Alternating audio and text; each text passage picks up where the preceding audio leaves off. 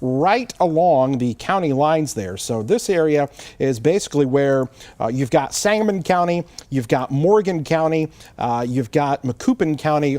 Right there at the corner of those three is where that circulation is. And so you're talking about, so these are the county lines right here. So Waverly, there is Highway 111 and there's 104, and this thing is going straight east, going to be traveling. They're probably just south of 104. And again, you can see the classic inflow notch that we're getting from this, and where you've got that little hooked area. So just kind of back it out, and we'll put a little bit of a loop on it. You can see the general direction it's going, and it's generally moving kind of straight east there. So as I mentioned, kind of traveling right there along that State Route 104. If you're in Auburn right now, you need to be taking shelter.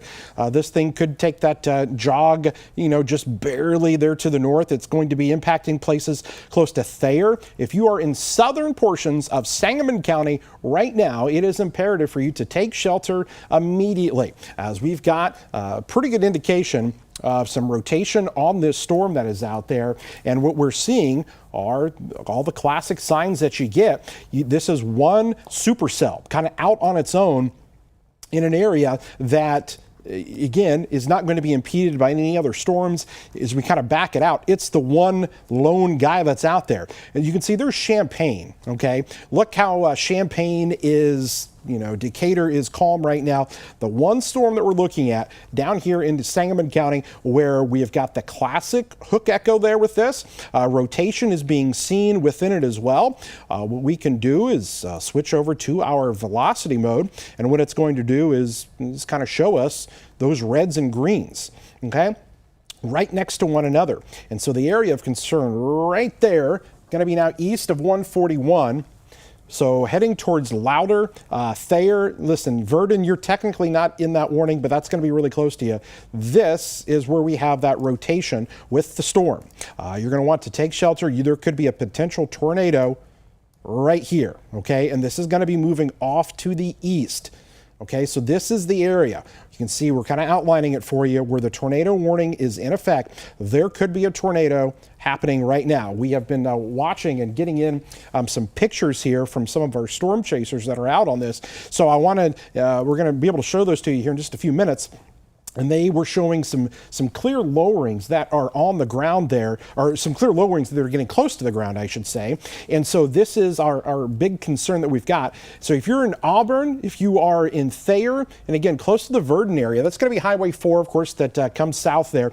In that general location, that's where the highest concern is right now. As we switch things back over, and there is that classic hook, very large supercell on the north side of this, where some of those purple colors are showing up there. That's where you've got some of that hail. So near Waverly along 104, that is the hail core part of that storm. Okay, and some of the hail reports are talking about golf ball size hail in there. So Auburn, again, whether you get the tornado, whether you get the hail, you're going to get something out of this most likely, because there are some very large hailstones within this, strong updrafts today, keeping these storms or these hailstones suspended in the air enough to where those hailstones can continue to grow. And that's what's already happening. There were some reports with the storms out west towards St. Louis of 3-inch size hail with the storms. And so really, really big hail stones with this. Now, the tornadic threat is definitely still present. It's going to be south of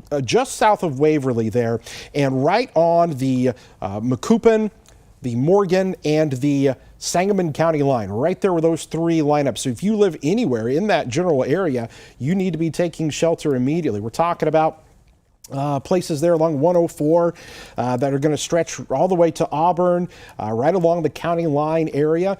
Tornado warning continues in effect. As we show you, what we can do is we can kind of bring this out a little bit, show you the path that this may take. And I think the latest movement on this was somewhere near about 50 miles an hour or so. So we'll go ahead and kind of stretch this out.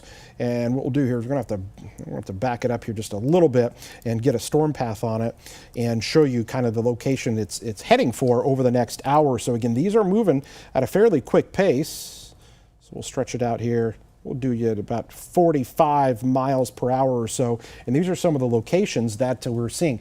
Down the line, Taylorville, I just want to give you guys a heads up, kind of down the line, Taylorville potentially could be in your area in the next 45 minutes or so. So we're giving you lots of time to kind of plan, prep here with that storm as it comes through, but it's going to hug right along the Sangamon County line here. Now, if we can pull up our other weather system here on Max 1, you're going to see a picture that I'd like to share with you.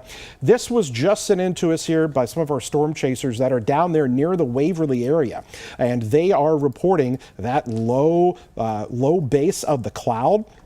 And that's what they're seeing just south of Waverly, exactly where that tornado warning location is right now. And so that is essentially the concern with that potentially coming to the ground here. I've not heard any confirmed reports of this, but there's definitely some rotation that is going on in that exact area, and that's the classic signs that you would see. Kind of a little bit of a wall cloud there. You can see how low that cloud base is to the ground, and circulation occurring in that same area as well. So again, their tornado warning continues. If you are in Thayer, it is really important. You need to be taking shelter right now. If you are in the Thayer area, we'll come back here and show you what we're looking at on radar. So it is right there. There's your classic hook, your notch, your inflow coming in, rotating part of the storm. It's going to be right here. And this is Thayer. In the next 10 minutes, this thing's going to be on top of you. You need to be in your tornado safe spot right now. Again, this is hugging right along that Macoupin-Sangamon County line. Highway 104 up here. Louder, Auburn, you're probably going to get some hail from this, but Thayer and just areas between Louder and Thayer, high concern for the potential for a tornado with this storm right in that little kind of rain-free base there of the storm. Right in that little notch there is where that would be. Okay, they just updated this. Looks like a new warning is now kind of taking into account maybe a little bit of a southerly turn, a little bit of a slight right turn maybe, and they just want to include now northern portions there of, I believe it's going to be Montgomery and Macoupin County. It is.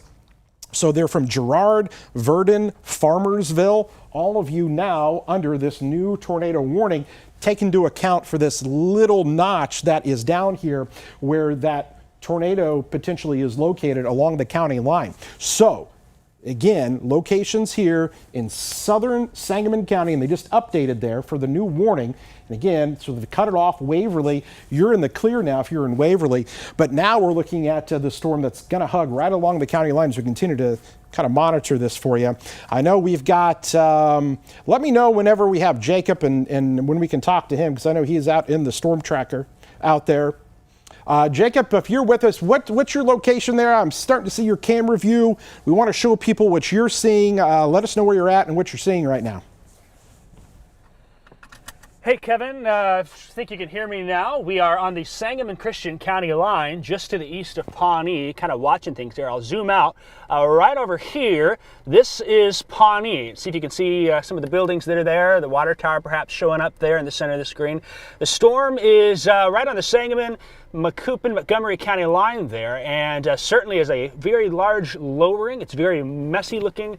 The lightning on this, Kevin, has been really impressive to watch, and the structure itself too, very classic supercellular structure. I'll show you kind of the edge here, and you can see that left edge, that's the south edge of the storm there, almost looking like some pancakes stacking up, a sign that there's some really good rotation aloft with that, and potentially at the surface here. So storm is moving quick. We're not going to advance any further. At some point, I'm going to bail back to the east and head to Taylorville. We kind of got Sancris Lake and the power plant there at Kincaid that'll be in the way, and we want to stay ahead of this thing, but we'll be keeping an eye on this for a few more minutes as we're sitting on the east side of Pawnee right now. This storm now moving in our direction with some fairly big hail. While I'm sitting here, I know a little closer, my dad's out there. I think you've got some pictures from him too that you've been sharing. So we're going to keep our eyes on this storm as it continues off to the east. Live in the storm tracker on the east side of Pawnee, I'm Jacob Dickey. We'll send it back to you. Okay, I'm just going to tell you this. There was an uptick in the last radar scan with this storm right on the county line there. Now, again, just to let you guys know kind of where Jacob is. Jacob's going to be out here. He's far out ahead of the storm. He wants to kind of stay ahead of it here. And so he's going to be kind of probably riding right along 104 and kind of hanging in that area as this storm continues to move off to the east. This is the area where the tornado is. And I was just noticing a slight uptick in maybe some of the rotation on this. And I would be concerned that we might have a tornado that is getting close here.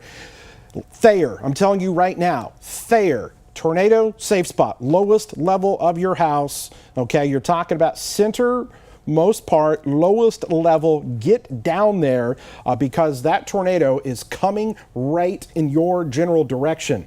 And what I want to do is we've got a storm path here that Seth has set up for us here. And Seth, you've got that there. Verdon, you know, that area and locations there heading towards Thayer need to be on the lookout right now. That is correct. Yeah, Verdon kind of right in the path of that center of rotation that we've been looking at there. And we've got a whole list of the towns that are in the path of this one. There's just a little bit of uncertainty. We said there's, you know, a little bit of a southern turn in this or a right turn in this storm. So that's why your cone gets a little bigger there towards the end. But places that we can say are high likelihood of being in the path of this thing are Verdon and, of course, the Verdon High School there. Farmersville, it's still about 12 minutes away, but you definitely want to be getting to your tornado safe spot as well. Even if it does just move slightly to your north there, you're, of course, included in that warning.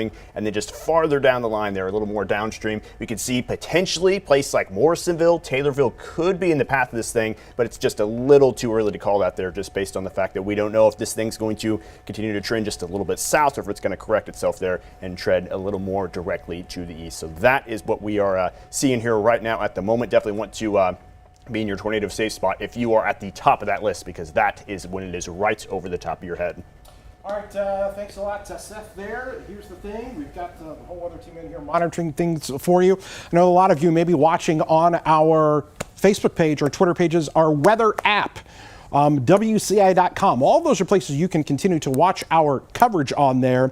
So if you need to take shelter, take your phone with you, streaming on there, and our website, Facebook. You can find us all over the place. All of our different pages have that as well. Okay, guys, so right now, Thayer to Verdon, between let's just throw in Auburn there as well. Auburn, Thayer, Verdon, right along Highway 4. This area here, big concern right now. It is an immediate threat for you in Thayer. And again, we can see that. Let's go ahead and send things over here. I believe we've got another shot coming up here with Jacob, who possibly has a funnel cloud here. Let's go ahead and pop his shot up there for us, guys. Let's go ahead and take Jacob. There we go. So possibly, Jacob, there may be a little funnel cloud trying to form in your area, looking off to the west. Yeah, hey Kevin, we've been watching this storm, and I can tell there's pretty intense rotation with this as it's moving in our direction. It has been moving to the left from my viewpoint, which does show that southern location here, and so we're watching very closely. I'll kind of pan a little bit here. You can see that very low base on this storm, and it will continue to some pretty good rotation with that. So we're watching it, keeping an eye on things here, and we'll watch very closely. So we're going to watch this here as there's a very large storm that's in progress, and a lot of rotation with that as it's moving on in. So very strong lowering, and going to keep a very close eye on things as we move on through. Live in the storm tracker, Kevin, I'm going to be heading back to the east towards Taylorville. We'll send it back to you. Thank you, Jacob. Appreciate your reports that are live out in the field in the storm tracker. I was giving you those views to let you know what it really is looking like. Not just the radar and the colors that you see on here. Thayer still under the gun, Verdon as well. We'll even kind of throw out, let's see, Jacob is there in Pawnee, just south and west of that, Divernon. Those areas there, this is going to cross over I-55. Okay, it's going to cross over I-55 in the next kind of 10 to 15 minutes or so, heading straight to the east. Just to kind of give you an idea again, we'll put a little bit of a loop on it so you can see the movement that the storm is taking, and maybe just in the last frame there, a slight jog to the south, which is why they went ahead and included the new tornado warning that includes places like Farmersville, heading into Montgomery County there right now. These storms are moving really quick. Okay, which is why Jacob's going to try to stay ahead of these here. But he is, again, there in Pawnee, and they just updated this. New tornado warning now. And it looks like Taylorville, your sirens are going to be sounding. Kincaid, Zenobia, looks like all the way down to Morrisonville. All of those locations are now under this new tornado warning. So we've got this one lone storm that we are concerned about. Hail potential there, obviously. But now that extends all the way into Christian County. They're kind of getting ahead of this here to kind of warn people of this.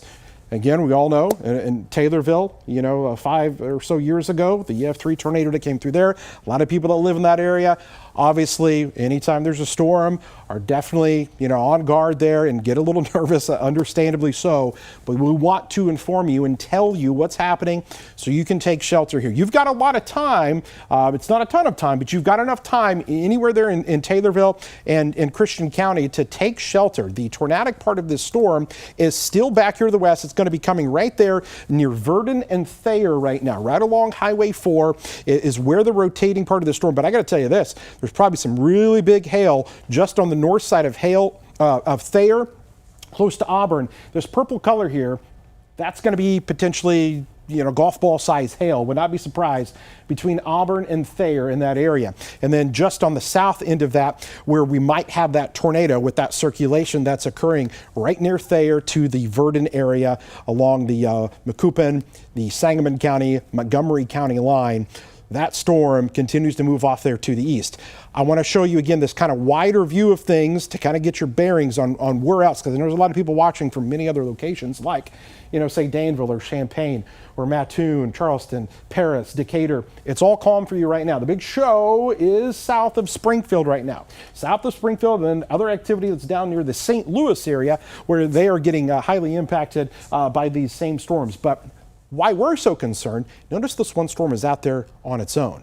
Okay, sometimes when you get all those storms kind of congeal and kind of come together, they lose some of their punch to them when you get those all kind of getting messy, as we call it. Well, this one's on its own.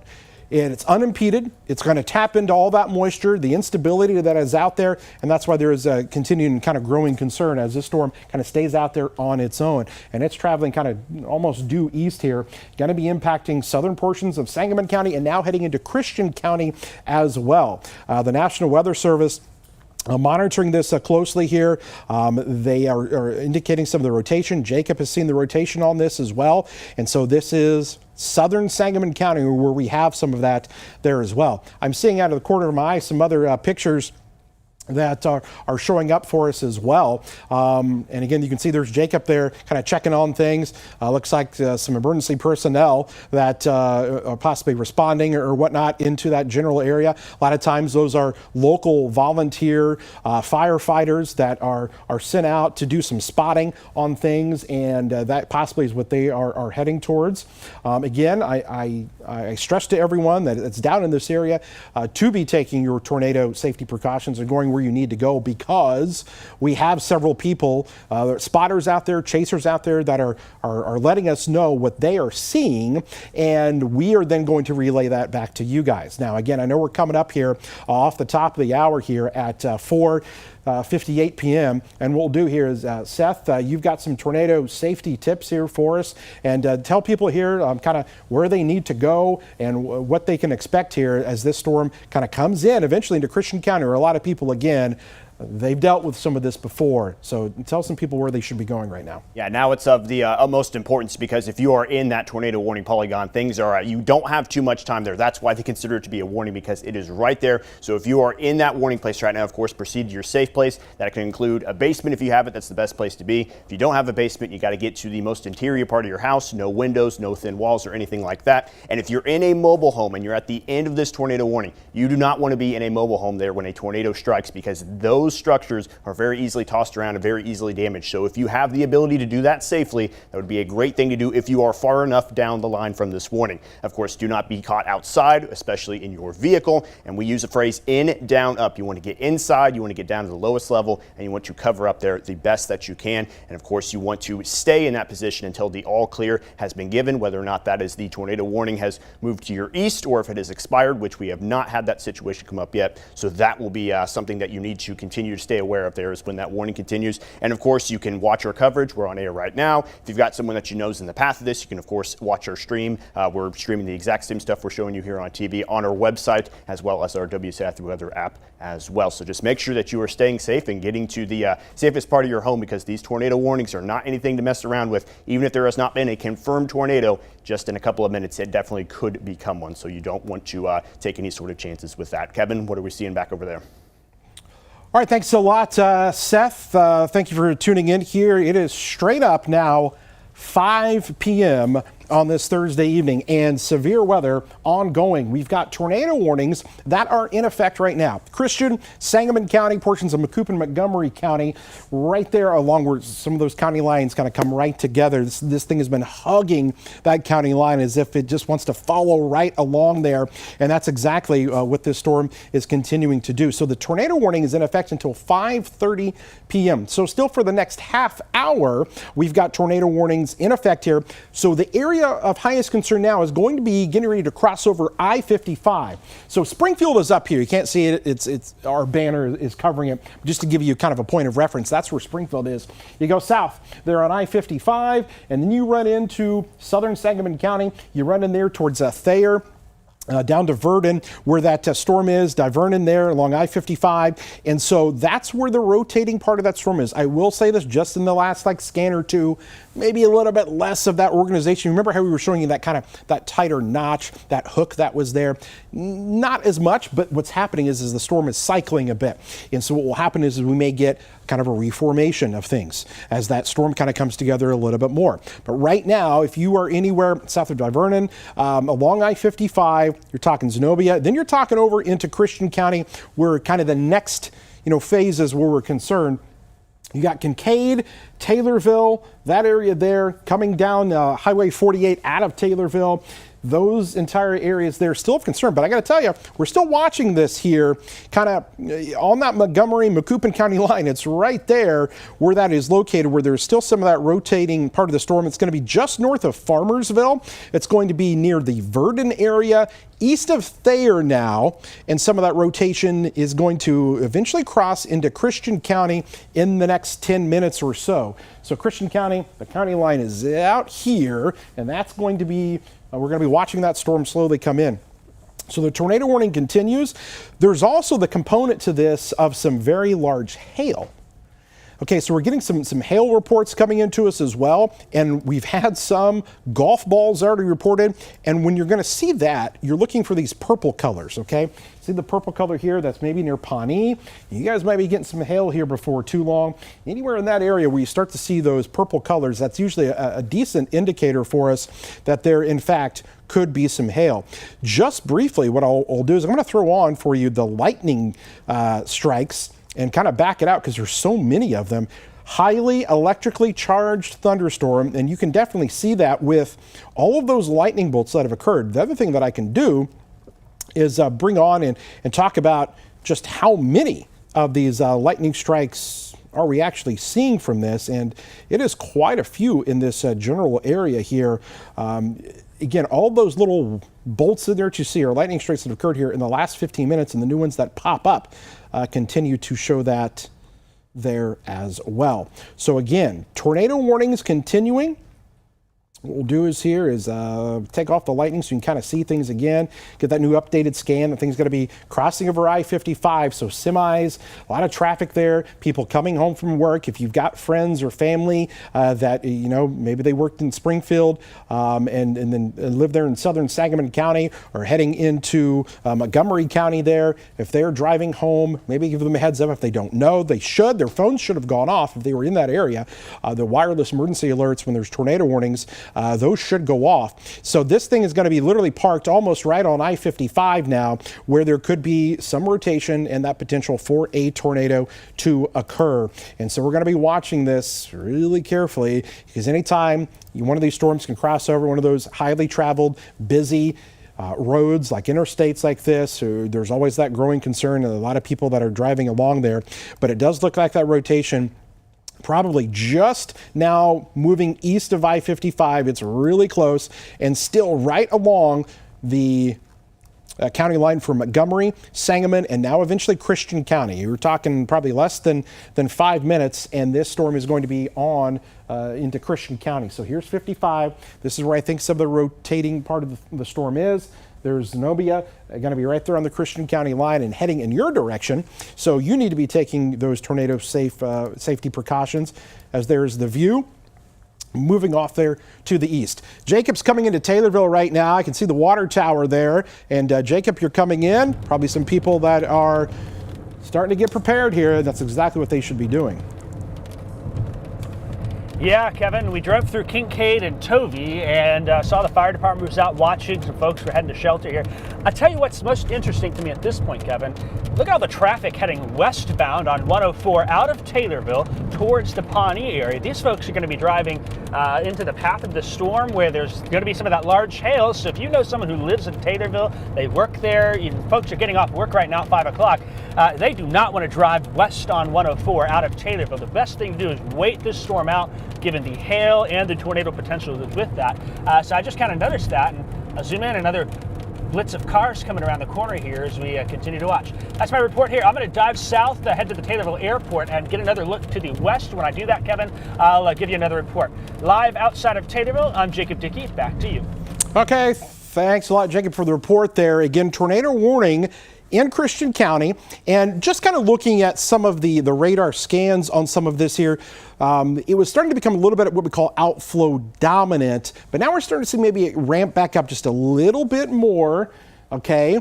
And it's also progressing in its speed to the east, which is why Jacob he's going to try to stay ahead of this, because before too long, and again, if you're familiar with kind of the road network there into Christian County, you got a lot of northwest to southeast and kind of southwest to northeast kind of roads that kind of come intersecting, kind of crossing there, making an X there. So sometimes can make traveling there a little more difficult when you're trying to keep up with the storm. And the forward progression of these are really going to start to cook there 50, 55 miles an hour at times. But right now, that rotating part of the storm is going to be coming right into Christian County. And like Jacob said there, man, the people that are coming out of Taylorville, and if you're on 104 and you're going towards, Kincaid and Pawnee, you're going to be impacted by, at the very minimum, some very large hail with this. It looks like a ton of lightning, heavy rainfall, and then we're watching that tornadic part of the storm again here on the southern kind of flank of this. I want to go ahead and switch back on our velocity mode here.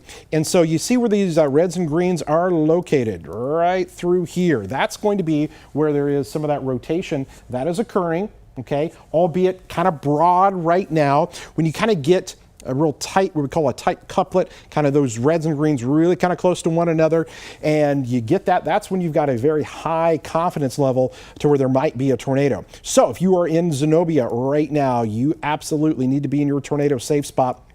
I'm just kind of backing it out there. There's Kincaid and there's Taylorville. Okay, and the way this thing is moving kind of straight eastward, you need to be out there in your tornado safe spot. Lowest level of your home there, center part of your house is where you want to go. If this thing starts to ramp up anymore, which there might be some indications of that trying to occur, again, we're not seeing that same classic kind of hook that we had just a little bit ago. And what I can do for you is kind of show you what I mean, the difference. You see how this is kind of a little bit more elongated than what it was just a little bit ago? And so when we take this back, and what I'm going to do is roll back the radar a few frames, okay? And you see how we had that nice little notch there earlier as the storm was kind of heading towards kind of south of Waverly. There was that kind of classic little hook there that we typically kind of look for, okay? But notice as the storm progressed, what we call getting a little bit more outflow dominant, kind of cuts off some of that wind flow, and what happens is it cycles then, and then eventually may come back, get itself organized again, because here's the thing, very untapped atmosphere ahead of this into central Illinois. There aren't other storms kind of stealing the thunder, so to speak, pun intended, and so it's got a lot to work with as far as the atmosphere goes, because we recovered after those storms from this morning.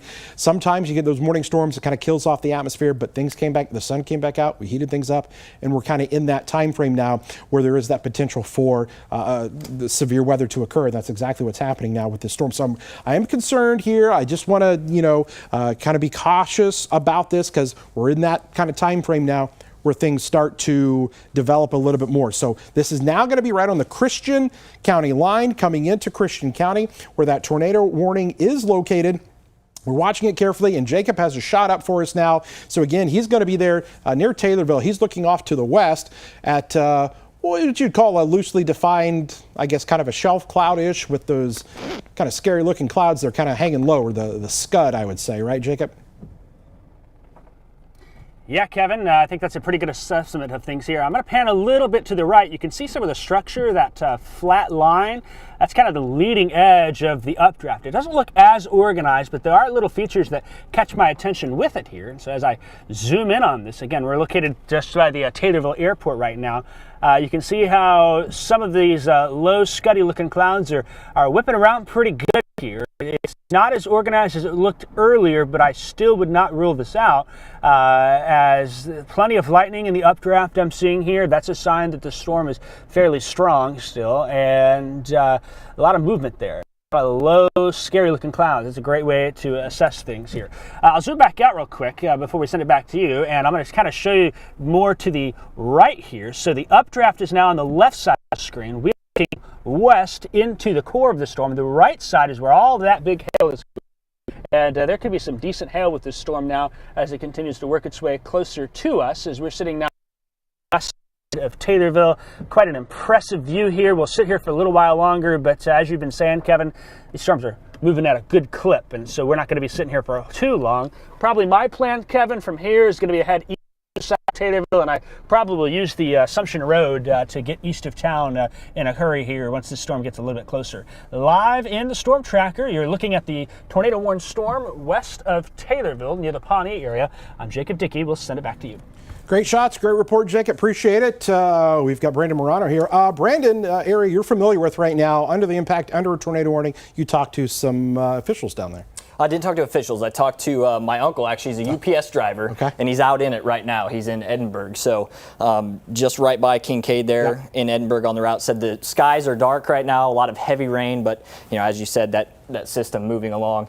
My grandmother as well said that she saw heavy rain. They're in the bathroom right now, thanks to your reporting. You're from the Kincaid area yes, down there, and they're about to get hit pretty hard by some hail down there. So I'd love to hear a report, maybe, tell your family to stay safe, don't go out until, it's over. But I bet they're going to be getting hit by potentially some quarter-size hail at the very minimum with some of this as well. And I've got a call in with the mayor of Kincaid and Taylorville as well. So as soon as we hear back from them, I'll come back and let you know. Okay, great. Thanks a lot to Brandon there. Got the whole weather team, the news team, kind of keeping track of things and letting us know exactly what's happening here. But the biggest concern now is going to be pushing into Christian County. Okay, definite rotation with this, starting to ramp up a little bit. I got to tell you, starting to ramp up just a tad here. We're going to have to watch it as it comes into the central portions of Christian County.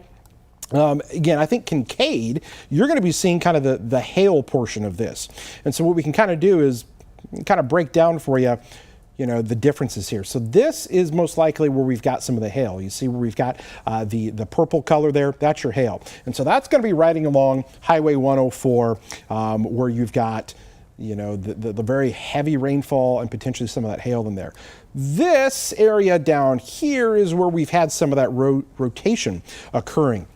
And so that is the area of concern, as this literally just goes kind of straight to the east. These storms have been, largely following that same easterly trajectory. Maybe took a little slight south jog there, barely. But right now, this storm is following right along 104, but now potentially going to be coming in close to the Taylorville area. There's Bear Creek. You can see where Morrisonville is there in the southwestern portion of Christian County.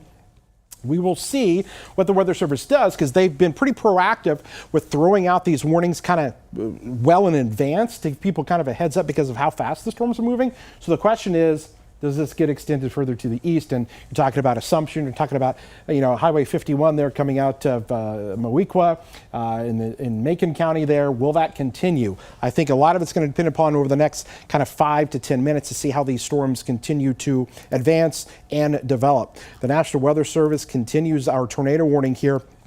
And again, what we're looking for is a little bit more potentially just kind of wraps up some, and you get more of that inflow into the storm. It helps create some of that rotation with it. When we look at it from this velocity standpoint, it looks kind of messy. It's not as pronounced and what we normally were seeing. See how the reds and greens are kind of flat up against each other there, almost kind of a straight line and whatnot. And so you're not getting some of those clear kind of views of the rotation, but it's something that can evolve and change pretty quick. I can tell you, though, I still think there's some decent sized hail within our storm over there as well. Again, we're going to be able to watch that storm kind of come in because we've got the view from Jacob's camera that we'll continue to kind of watch. But that thing now also may start to produce some hail coming into Taylorville. I wouldn't be surprised if we start to get some hail reports coming in.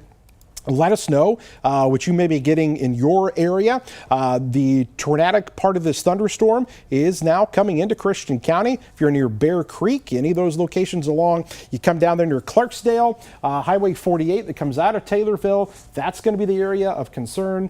And again, right now, if this thing kind of continues to stay on its trajectory, then you're talking about Taylorville maybe getting in on more of the hail. We'll see. Again, we're watching the southern edge of this. You kind of look at this kind of southern part of the storm. If this thing starts to wrap up and turn a little bit, then our concerns go up a little bit more. Jacob has our shot there for us as he's watching the clouds. You can see it there on the left side of your screen as he kind of tries to zoom in and kind of get us a picture there of what he is seeing there. Definitely some heavy rainfall there probably coming down. And Jacob, I know you're just kind of watching it there as it's coming towards you. You're on the east side of Taylorville now, is that correct? No, Kevin, I'm actually still at the airport, but I got to get east pretty quick here. Kind of a dark core right there. I don't think that's going to be a tornado, but certainly that catches my attention as it's kind of back in the rain. So we're going to have to watch that. But something that's starting to interest me now is a little tighter in the storm. It appears to me this leading edge, this shelfy-looking edge here is kind of surging forward. And I think within the back there, it's kind of hard to see, low visibility. I think that is a spot that very much is a concern for me. In fact, you can kind of see some sort of lower something in there. I don't have the ability to get much of a better view, but with that surge in the south side, it would make sense to me that this might help to make something happen potentially as we're keeping an eye there. Really hard to see. We're not going to be able to stay here much longer, but that has been catching my attention where in the back there, something a lot lower looking, kind of hiding there. So I think the call to action for Taylorville is, hey, listen up. Best thing you can do is just head to your shelter and ride this storm out, and 15-20 minutes maybe we'll get it through and it'll just be a normal Thursday for the rest of the day here. So that's something I'm kind of concerned about, and then we'll keep watching the other things here. I'm going to head east, Kevin, get towards the Assumption Road. I'm actually starting to get some hail now. Okay, we're getting hail right here now. Let me zoom in the road. You see some of that hail bouncing there. Ooh, wow, did you hear that, Kevin? Okay, we got some quarter-size hail falling here at the airport, so it's coming on down. So I'm going to have to bail out of here and head back to the east, Kevin. Yeah. Kevin, we'll set it back to you. Yeah, there you go. So he's literally got the hail coming down on him right there. That storm really starting to pick up its forward momentum. It's now coming into the west side of Taylorville, and he was starting just to get those hailstones there. So possibly some quarters are starting. You heard that bang that's right there. Taylorville, you're probably going to get some hail out of this before too long. He's obviously seeing it there as he's kind of down there by the airport. And so we're going to be continuing to, hopefully he can get out back ahead of this thing because it is really starting to get some movement on it. So that is the view of that cell. Very powerful supercell. Okay. It has been kind of long-lived, running across parts of Missouri, all the way into Illinois now, and it has really held itself together.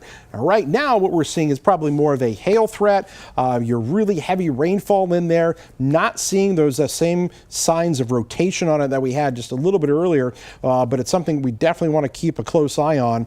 Well, as of right now, the Weather Service has not continued that tornado warning off to the east, which they would need to do so if the confidence is there. Again, it has weakened from its earlier point in terms of the tornadic part of this. I don't want to downplay the hail because that hail is coming down in Taylorville now. Brandon got a report that in Kincaid that from a couple people that said, yep, it's hailing here in Kincaid. We're going to try to effort to maybe see the size that they got, but probably some quarter-size hail. I think he just got a video of it too. So I heard him play a video on his phone there, so maybe he can send that over to Seth. If you can send that over to Seth, he might be able to get that video up for us. But right now in Taylorville, the hail is probably coming down. Heavy rainfall has started. You're still technically in that tornado warning that is in effect here until 5:30 p.m., so about another 11 minutes or so. But right now, if we would find something, it'd probably be on the kind of southern edge of this, maybe closer to the Clarksdale area, and heading off here to the east. So again, the movement that this storm has been taking has just been kind of straight east. And so here's a little bit of a loop of it. So if you're kind of looking down the line, line and wondering, okay, what about my area? And I know there's a lot of you that watch us from all over Central Illinois. We cover 25 plus counties here. Champaign right now, nothing going on. Danville, Decatur, it is all calm for you. But down the line, listen, Moequa, Assumption, you guys want to be kind of on the lookout as this cell continues to race off to the east. Even talking maybe Moultrie County into Sullivan there. All those locations we're going to be monitoring. And then I just want you to look at some of the other activities. Some of the other activities, the wider view is there are other severe thunderstorms that are down here coming out of the St. Louis area. These may eventually start to lift a little bit to the north, and those may ride close to I-70 there. Could be coming into maybe Cumberland County, maybe Shelby County, even Coles County here before the next hour or so. So we're watching those, but the one storm that is out ahead of itself the whole time that we've been keeping a close eye on is our one that's now impacting the Taylorville area down near Bear Creek, Hewitttville, going to be heading for your locations here next. And you're probably getting that hail there in Taylorville as we speak. And we had some of those reports there in Kincaid. And this whole thing, it's been very prolific hail producer so far. Even Jacob there, when he was on the west side, was saying, oh, that looks like maybe some quarter-size hail that was starting to come down. And so that's probably what we've got here, according to what some of the radar scans are kind of telling us.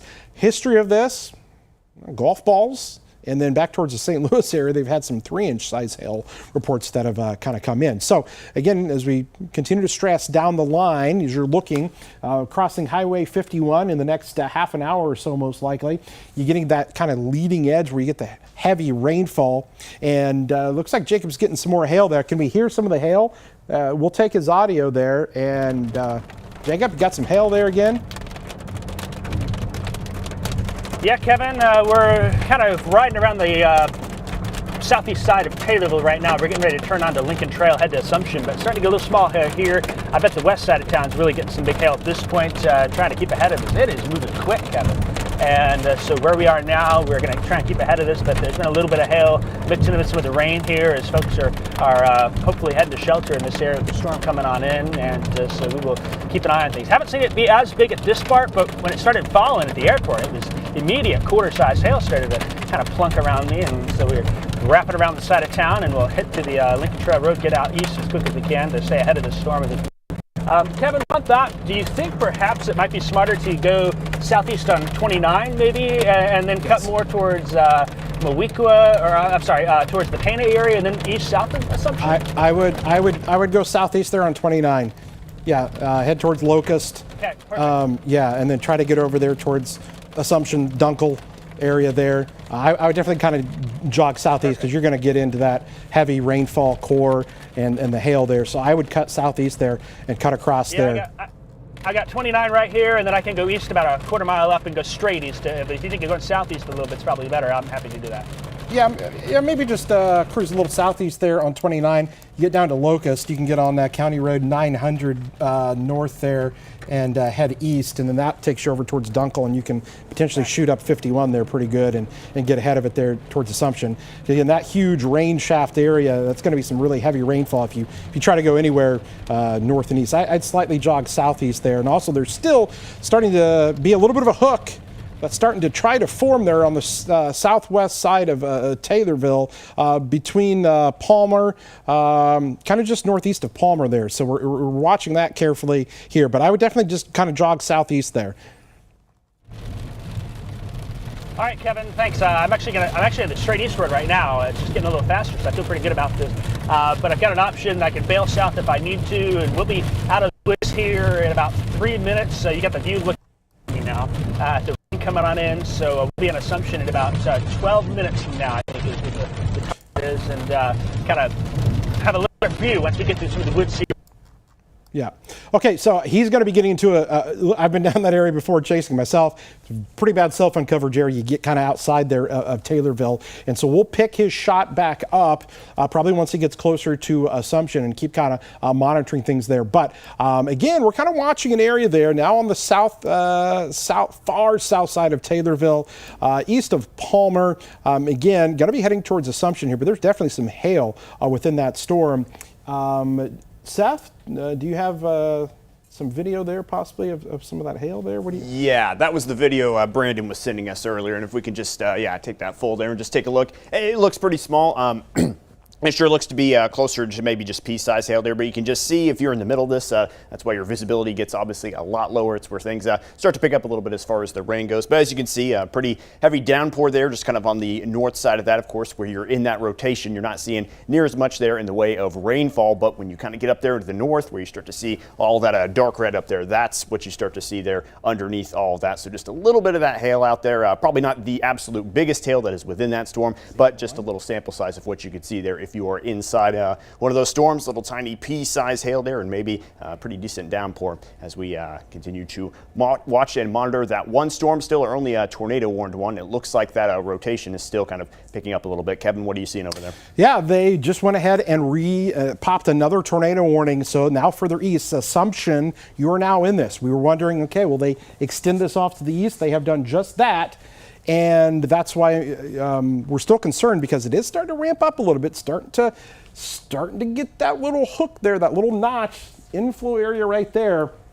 We were talking about this, and that's exactly what's occurring. So now Taylorville, okay, you guys are getting that large hail, that purple color that you see right there. That's going to be some pretty intense hail, and there are some decent, we measure it in what's called DBZ, decibels there, and there's some high radar reflectivity returns there as far as that hail goes, just to the north of Hewitttville. I'm getting some really big hail in there potentially. You're talking about, I wouldn't be surprised if there's some golf balls in that. And now on this south side, okay, starting to see things ramp up a little bit more, and we've got Jacob out there, and he's trying to stay ahead of this thing. Again, he's heading towards the Assumption area, which again, if you are in Assumption, you absolutely need to be in your tornado safe spot now, because the rotating part of this storm, okay, is going to be right here. Okay, you're talking about 29. So there's Taylorville. Hewitttville is here. We've got some of that hail just north. We've got purples. We've got some whites there. That's Jacob's shot as he's traveling on the road there. And you can see the dark, dark sky there is that very large rain shaft, is where that heavy precipitation is falling there, and seeing his view out the back of his window. So he's trying to stay ahead of it. You can see the clearing ahead of him. He's trying to get ahead of that storm, but it's moving really quick. But there's definitely probably some rotation with that. That's starting to maybe increase a little bit. And so he's staying ahead. You can see it looks super dark to the west of him. That's his back camera view there to the west. Maybe you can flip on the windshield wiper in the back. I don't know if you can do that there. That'll give us that view. There you go. And you can see, again, there's the view that we're going to be seeing. He's going to be overtaken by that precipitation. He doesn't get back ahead of it. So we're watching things carefully with him. I've actually got his shot out of the corner of my eye that I can kind of see and keep an eye on things. But if you are in the rest of Christian County that was not in that warning before, you are now. I will say this for Taylorville, as far as the tornadic part of this storm goes, the area of concern is now to your east. Now, you still may be getting some hail on the east side, but the tornadic part of this is now going to be sitting right along Highway 29, south of Hewitttville there.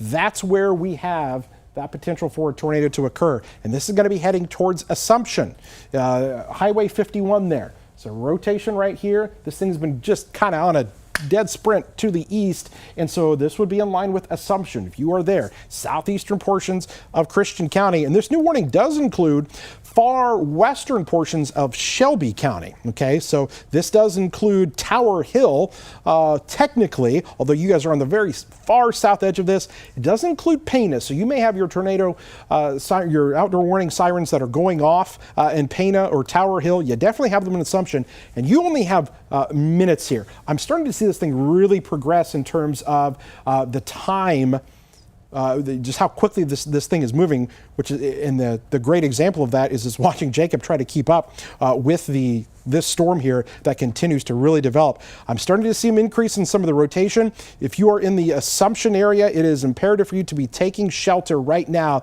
You've got just a few minutes, and this thing is going to be on top of you here. So please, lowest level of your home here. You want to get in the center part of your house. This thing is starting to ramp up a little bit more than what we had. I'm seeing a little bit more of that inflow into the storm. Okay, and when we look at even just the velocity, you're going to see more of those reds and greens. Okay, we're starting to see some of that there kind of come together a little bit more. So there is that concern. Rotation with this storm. Okay, we're seeing it here and heading off there to the east. If you are anywhere, basically, I'll even say Radford to Assumption. We talked about the Dunkel area earlier, right there along Highway 29. That goes southeast there towards Locust. That's the rotating part of our storm, and it is quickly moving. I got to tell you, and here's another indicator that this storm is strengthening a little bit. I am getting some really, really high reflectivity returns in terms of the hail potentially on this storm. The hail on this is starting to get really large, especially it's going to be on the east side of Taylorville, and we can see that. You see the white color that we're seeing here? I'm going to zoom all the way down in on this. So this white color, this is going to be northeast of Hewitttville, Highway 1350 north, 1450 north. That area there where that white color is, that's literally kind of maxing out what we use for our range of where the radar beam goes out, it hits an object, comes back to us and says, okay, I got a lot of energy, I'm returning to you. And when it shows some white, that's a pretty large hail that could potentially be out there. And so that's going to be northeast of Hewitttville. When you get the larger hail sizes, it's often an indicator, obviously, of a strengthening storm and a very mature storm, a storm that can sometimes, really pack a punch, possibly even develop a tornado there. Jacob shot, if we can pull it up, I think he's coming up to some storm spotters there. I see some flashing lights out there, as well as he's coming up to a curve there. He's going to be coming to Assumption. You can see some of the law enforcement that are out there that are most likely doing the same thing. They're spotting. He's right there along and taking that curve. And so, Jacob, you got back ahead of it there. And boy, that thing's, listen, about 5 miles to your west is probably some golf ball size hail. Kevin, I think that golf ball size hail is about a half mile to my north, intense core of the storm on my left side, clear to my right side. Now, you've got the camera turned as far to the right as we can, and that is the updraft of the storm. It's quite wrapped up in rain at this point. Hard to really see anything. So if there's something down, we're not going to know until perhaps the radar picks it up. But as we drive south, we might get a little bit more of a view here. I think the lightning has picked up from my observation as well a little bit. Another sign, as you've been saying, it's strengthening a little bit. So this is oh wow, I tell you what, Kevin, there's some pretty good rising motion right there on that edge. So we're in a really good spot to keep an eye on it. We're going to roll into Assumption here, about 3 miles west of Assumption, turning the corner in a second, and we will watch things. So certainly not a good situation for Assumption now. We've probably got a lot of hail and maybe some damage coming from Taylorville with the hail potential, but I don't think I've seen anything that indicates, from my vantage point, and maybe radar confirms that. Doesn't seem like maybe we've had a touchdown yet, but might look more impressive than it has in a little bit while here, Kevin. So that's the view from heading south, looking back to the west. We're going to turn the corner here, head into Assumption. I'll turn my rear camera on. You can kind of keep an eye on that as we've dropped south about 1.5 miles to get a little further away from that hail core. And just for some housekeeping, Kevin, this road is a straight east shot. I can take this all the way to Findlay and over the lake, and so I think this will be about the path that I'm standing. Wow, let me tell you real quick, Kevin. Yeah. Can I move the camera one more time Yes, for you? please do. Please do. I was noticing that. Okay, hang on. Yeah, please do. I was noticing Look that. here to my right. Look here to my right. This is to my left. Do you see that? Yeah, I can see that. Yeah, we can see. Yeah, definitely. Yeah, the contrast there is great, but there's something there. Wow. Okay. There it is. I tell you what, that makes me a little nervous being that close. So Assumption, call is now. There's something lower in there, and there's a load of motion, Kevin.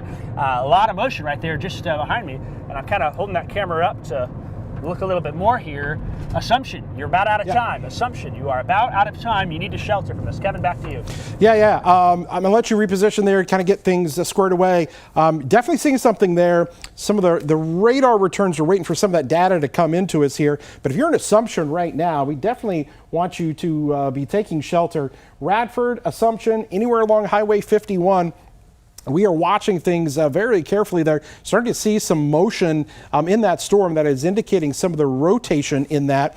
That's going to be heading into Shelby County, far western Shelby County. Again, look how quickly this thing is moving. It was just in Taylorville, not 15 minutes ago, and it's already getting ready to cross into Shelby County there. And very, very large hail from this. And again, let's pull back up Jacob's camera here if we can. He's trying to get that the view of the storm. that's there back to his south and west. And you can see definitely probably some of those hail shafts. Hard to kind of depict the hail shafts, the rain shafts, and where there might be some of that rotation there. But we're going to let him kind of readjust, and then let's kind of show you what's happening here on radar real quick. And you can see on the Storm Tracker Doppler, widening the view out for us here. And you can see things running from Champaign, Charleston. Things are fairly calm for you right now. The big show, the one show, is our storm that is in now far eastern Christian County, heading into far western Shelby County. So that's where that tornado warning is. But look at all these other storms that are to the south. We're still going to watch this activity that's been kind of ongoing coming out of the St. Louis area.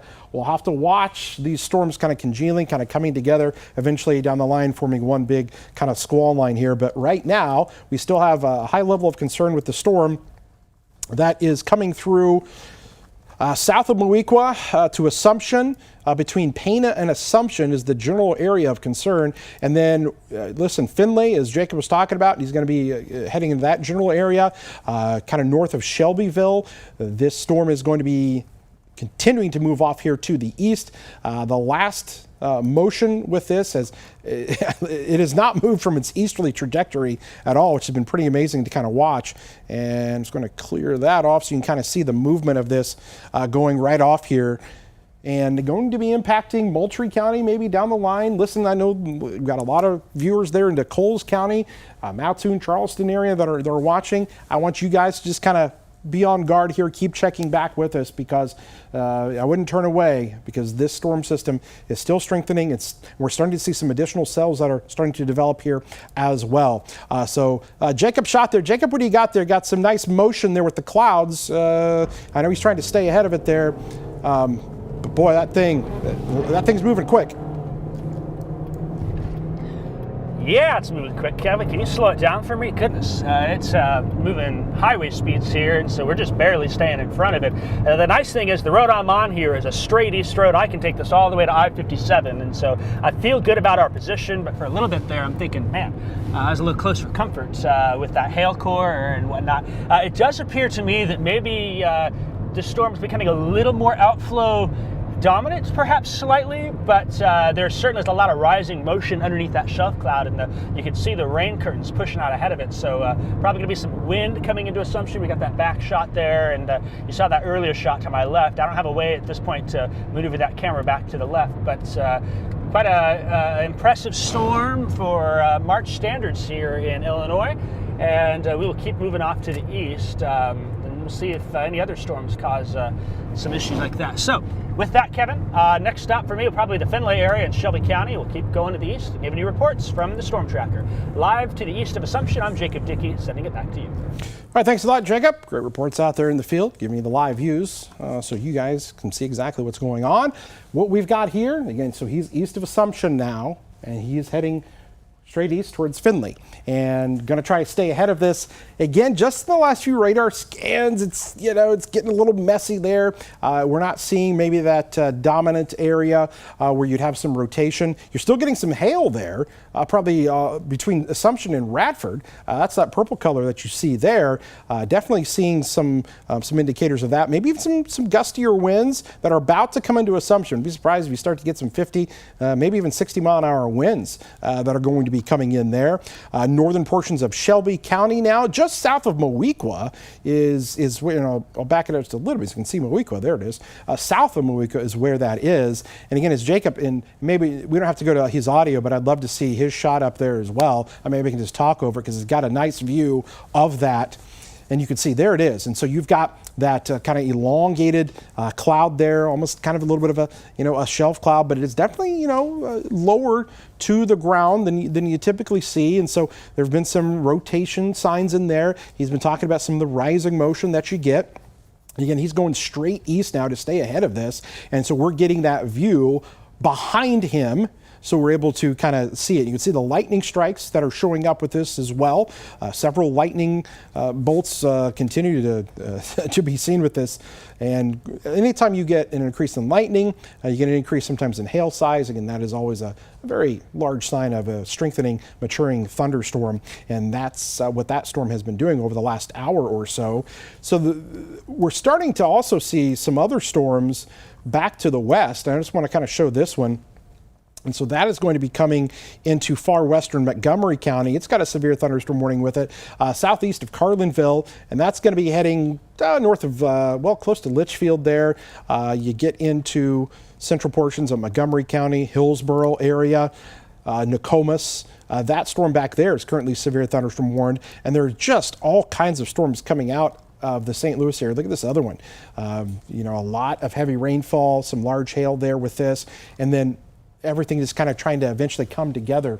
So kind of messy right now, but we got to see how these storms kind of behave over the next hour or so. We're in that crucial kind of time frame. We've been talking about this all night, where the tornado watch potential is there until 9 p.m. tonight. You can see the count is. They've actually trimmed things back off. So just to give you guys kind of an all clear, places like Springfield, Lincoln, Clinton, this in Gibson City, Watsik, you guys were never even in that watch there, but you're good there. You're obviously good there in Jacksonville. We're still just watching things into eastern Christian County and then into Shelby County now, but all of these areas still have that potential for at least some hail with this, damaging winds, and that tornadic threat really is kind of over the next hour or so, I would say.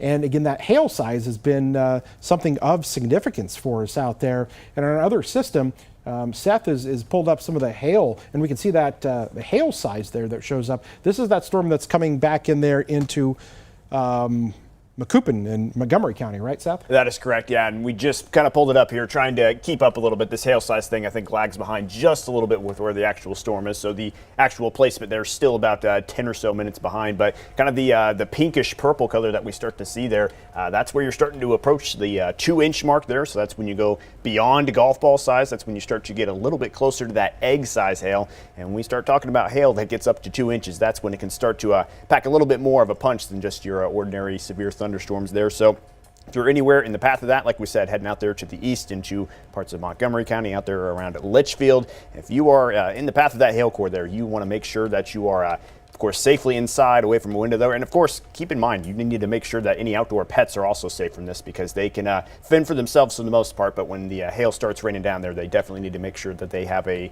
roof over their heads as well. So at least looking at golf ball size hail, if not maybe a little bit bigger there in that Macoupin County storm here at the moment. All right, so the other thing that we can do is actually count up all of the lightning strikes that are showing up within a storm here. And so what we've got here is the counter, and it's just in the area that you see where we've got the storm. 98 lightning strikes here in the past 15 minutes. And some people may not know this, but there are different kinds of lightning strikes. There are what is known as positive strikes and negative strikes. And now your next question is, what's the difference here? Well, the positive strikes actually sometimes have more amperage with them, and they pack more of a punch. These are the ones that can cause some issues if they hit something, okay, as opposed to the negative strikes, which are still just as dangerous, okay, but the positive ones, when you see a high number of those, you've got a lot of electrical energy there, and you don't like to see a lot of those positive strikes, because those ones that sometimes can hit houses, cause fires, are even more deadly. So we can count those, and this is our storm that is down near Assumption, heading into Shelby County now. So anytime you got 100 plus lightning strikes here, highly electrically charged storm, and one that is still fairly mature and is definitely going to have some issues here in terms of concern for us for tornado. Interesting update to the tornado warning here. They've updated it and kind of trimmed it back a little bit. Listen, it's really messy down here right now. Definitely more outflow dominant, and what I mean by that is it's not the fuel source for the storm here has been kind of cut off here. The outflow of the storm almost kind of cuts it off, and then you don't have the rotation. I think it's bad English there. You don't have the rotating part of that storm there show up as much. And that's what's kind of happened here when we kind of look at it, and we can really see it when we look at the velocity. Well, look at these kind of reds and greens that are parallel. Okay, they're kind of like right next to one another. Two trains they're on tracks that are right next to one another, kind of going along. And so you're not seeing kind of that tight rotation, the reds and the greens kind of going around there in a little bit of a circle there, which would indicate rotation, because we're seeing the winds that are blowing away from the radar and winds that are blowing towards the radar there. But what this does tell me, there's probably some strong winds there, and these are the strong winds that we're potentially seeing. So you get there east of Assumption, and you're talking about 50-mile-an-hour winds according to radar in that kind of pink area there. So that's what we're seeing. Jacob's back out there for us right now with his shot from the storm tracker, and there it is, that kind of shelf cloud. It's racing towards you. What do you got? Yeah, Kevin, it's really surging now. We're about halfway between Assumption and Findlay now. Technically, probably just about north of Shelbyville is where we're at here. And this is surging pretty quickly here.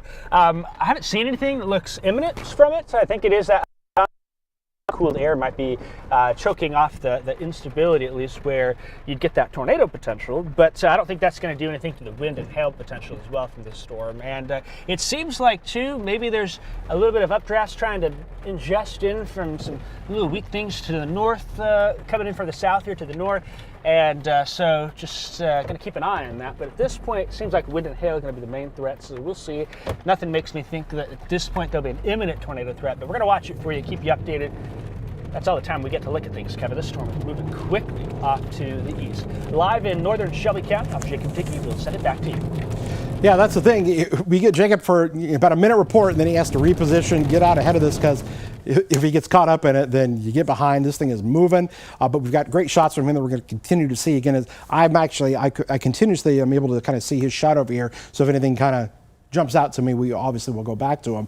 Hail has been a big thing with this, and Seth, you've got some pictures of some hail from the storms that have been coming through. What do you got there? That is correct. This was just outside the area, but these are the storms that are just now starting to get into here. This was out in Edwardsville. This was sent in by Carrie Price, and you just kind of look at the size of that thing there, kind of measuring up to your hand. That's when you start to get over that golf ball size. We're talking maybe close to tennis ball size, probably somewhere in that 1 3/4 inch range there. So that's pretty impactful hail, and that's probably some of the hail sizes that we're seeing with some of those storms, like we talked about earlier in that Macoupin County storm, probably now into mostly Montgomery County. And there is just a huge mess of just heavy rain and probably some of that hail down there in places such as Montgomery County and even into parts of Fayette County right now. Just lots of pinks and lots of those dark reds, maybe even some of those whites there at points in time. And where you see colors like that, this is the hail size that you are probably going to have accompany that there. So something to keep in mind, even in these non-tornadic storms. We've been talking about the hail all day long.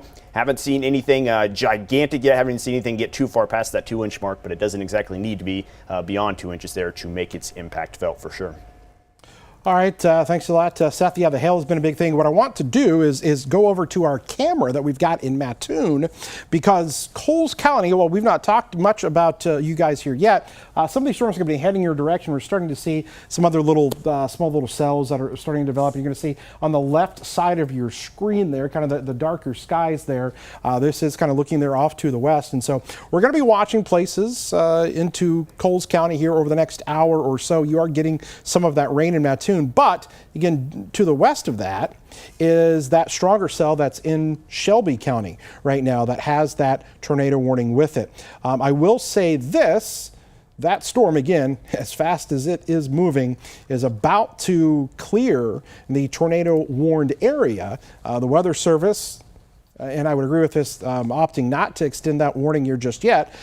This storm not seeing those same characteristics, very elongated here, and you definitely got, listen, this is not a storm that you want to take lightly, but we're not seeing the tornadic part of it, and it looks like they just repopped this for a severe thunderstorm warning, which lines up with my thinking as well, that we're still dealing with some very large hail in this, and the potential for some 60-mile-an-hour winds, and maybe even the wind threat starting to ramp up just a little bit in this area. I still think there's some really large hail associated with this storm, and that's going to be coming towards the Findlay area, and that's where Jacob is trying to stay ahead of this storm.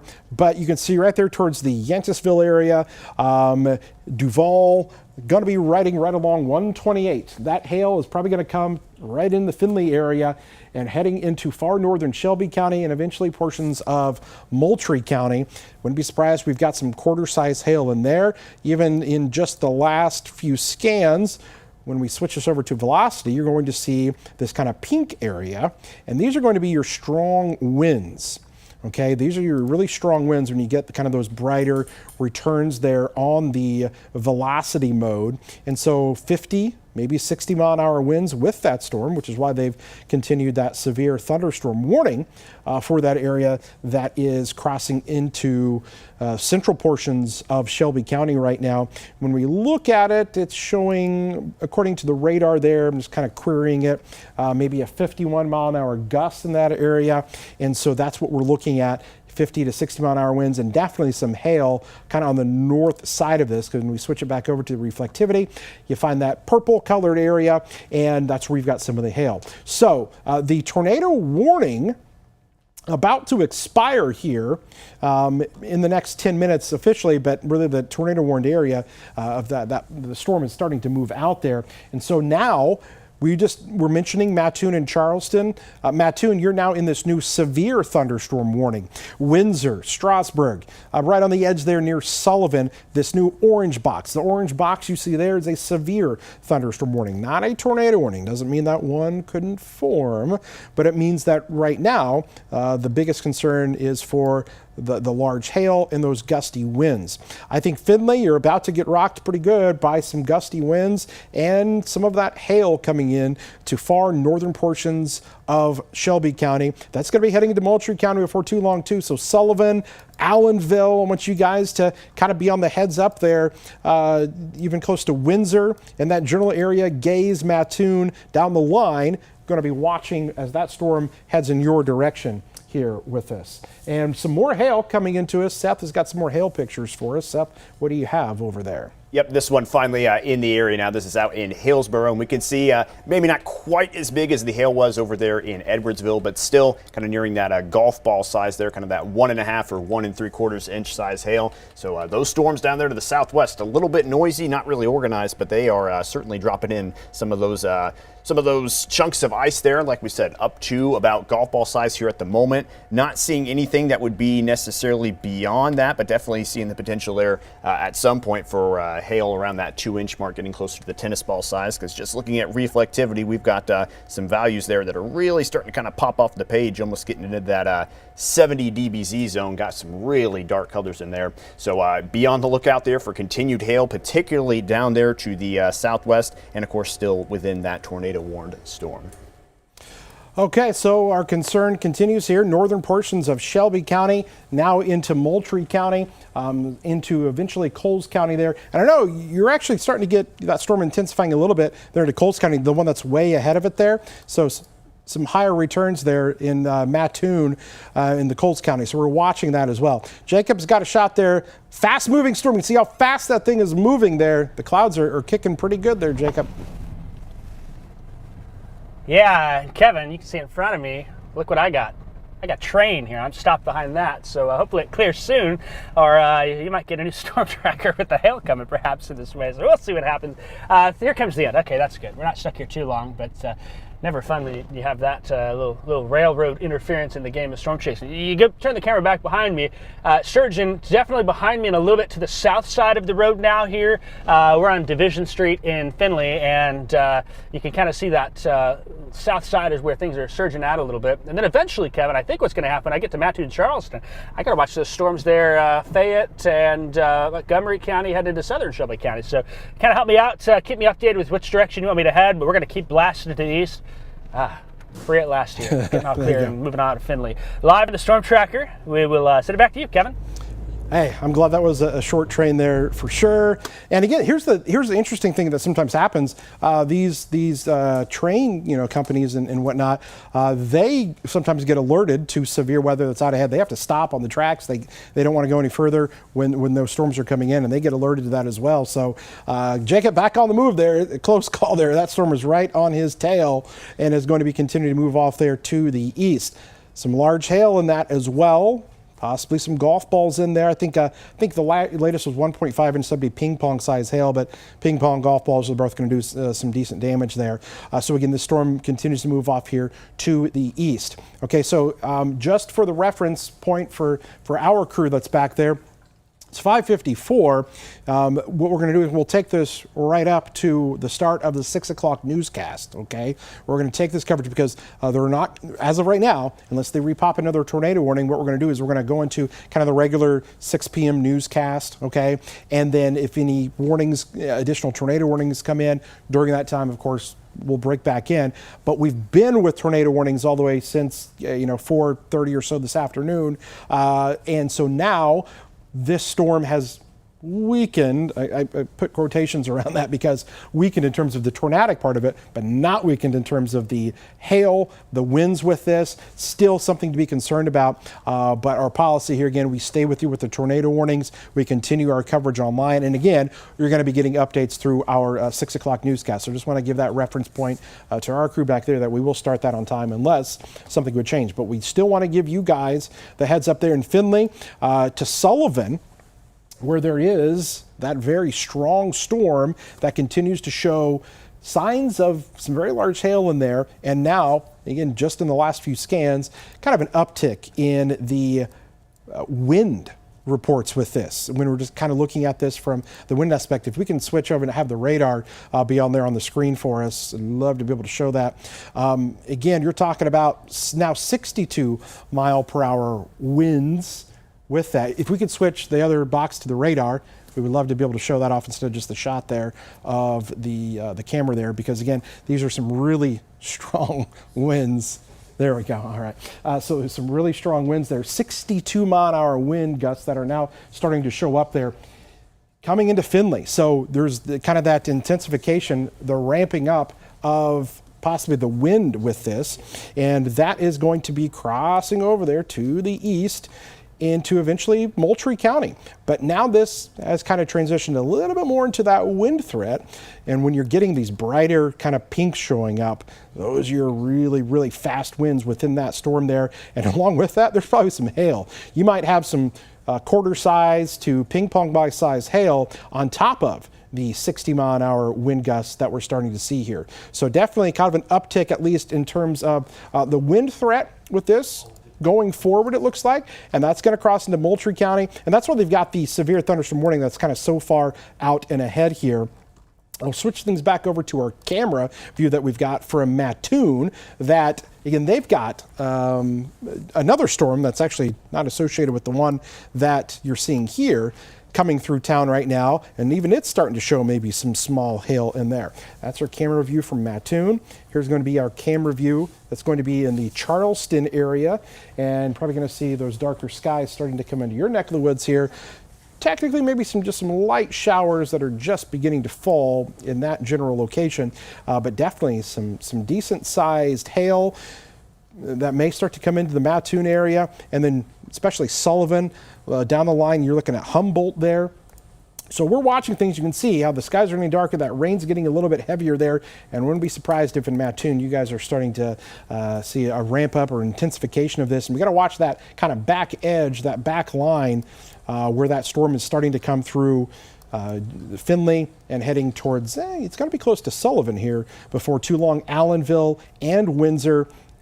Right now, definitely a severe thunderstorm warning continuing with these very strong gusty winds. So again, we're coming up here to the top of our newscast here in about a minute or so.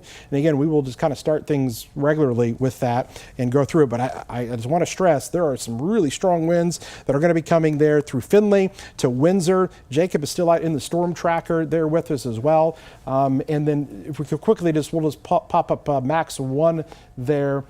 There's a nice, what we call, look at this cloud that was up north of the Pana area. Jeff Frame was out there. If we can switch over to Max 1, we'll show you that shot that is over there. Okay, I think they're getting ready for the 6 o'clock newscast, so we'll give them a pass on that for right now. We'll show you that within the newscast. There it is. There's that shot there. Look at that. Very low kind of shelf cloud, maybe a wall cloud there. Definitely probably more of a wall cloud. It was probably rotating a little bit earlier, and that's kind of what we were seeing. So again, severe thunderstorm warning continues here for portions of Moultrie, Shelby, and Coles County. And there is still concern for tornadic development through 9 o'clock tonight. So what we'll do is we'll go ahead and roll into our 6 o'clock newscast here and have further updates as we go throughout the course of this evening. So stay with us as we continue to provide you with our severe weather coverage.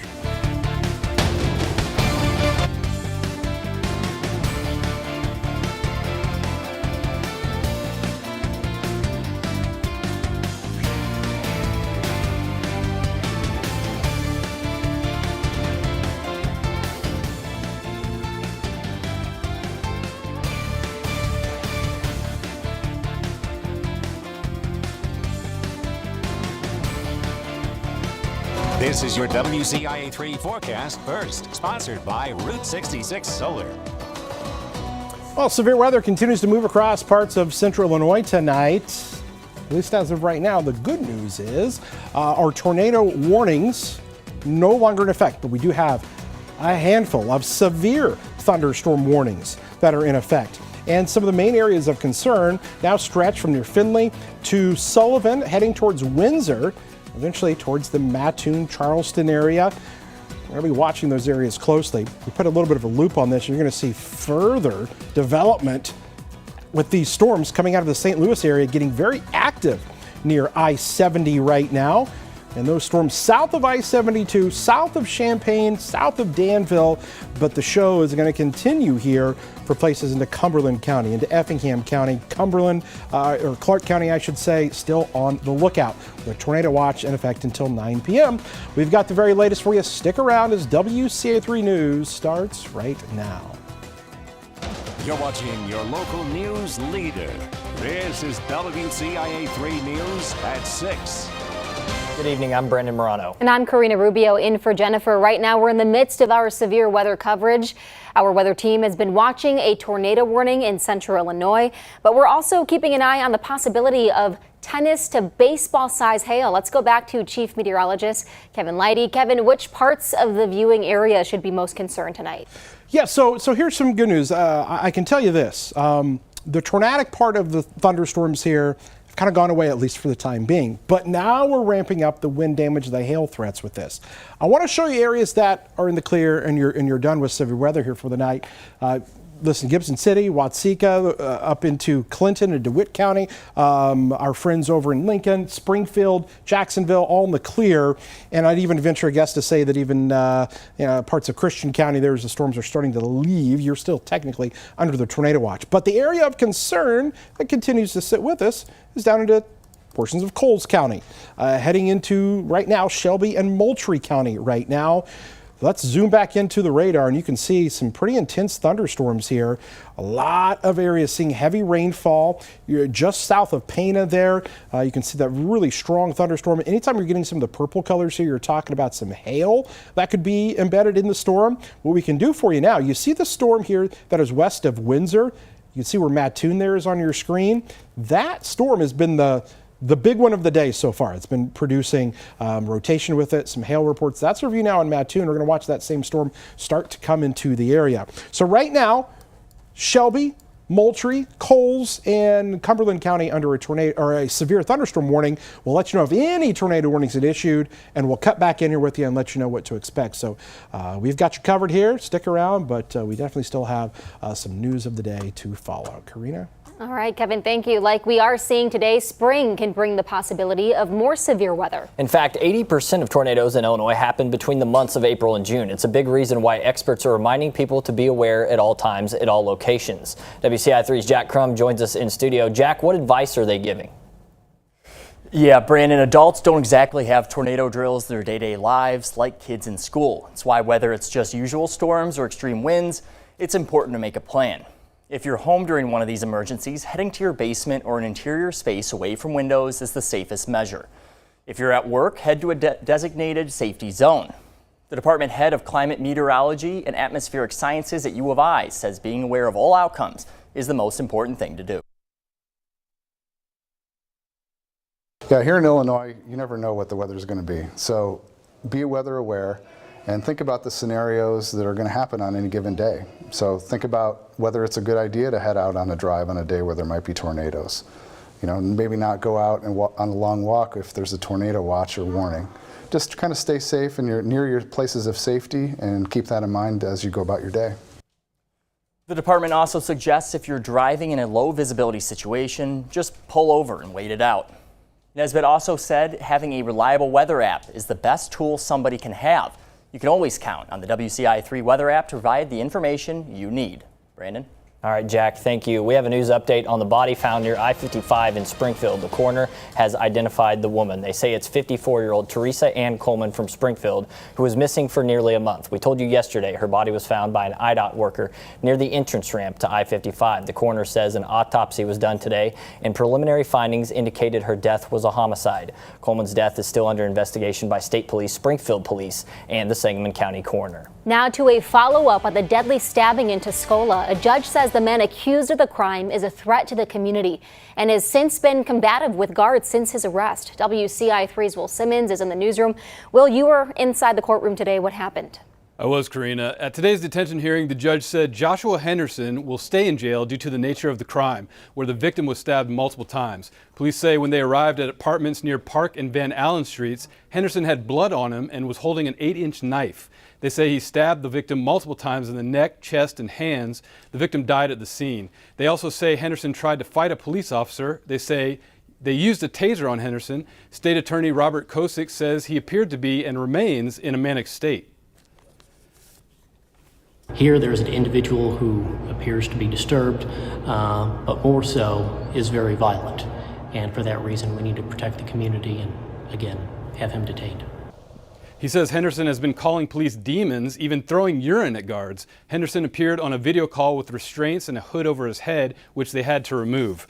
Henderson faces charges including first-degree murder and aggravated battery with greatly bodily harm. Those charges could mean life in prison if he's convicted. Henderson's next court appearance will be April 15th, In the newsroom, Will Simmons, WCIA 3, your local news leader. All right, Will, thank you. One Central Illinois school administrator is being told to change schools once spring break is over. What she's filed in response to the sudden decision. Plus, the Big Ten tournament continues in Minnesota. That's where we find our sports director, Brett Behrens. The tournament well underway here. The Illini didn't arrive until this afternoon. They say they are ready to win it all and are in a great position to do so. We'll hear from the team coming up in sports. Kevin, are we going to be able to breathe a sigh of relief anytime soon here? Still a few more hours for some. I'll say this, though, up here in Champaign, we're probably good. Areas to the south, though, especially in Mattoon, Charleston, Coles County, that we're watching things carefully. Meteorologist Jake Badicki's rolling into town there. He's going to have a report for us coming up, and we'll have the latest on where the warnings are and what you can expect for the rest of tonight when we come back.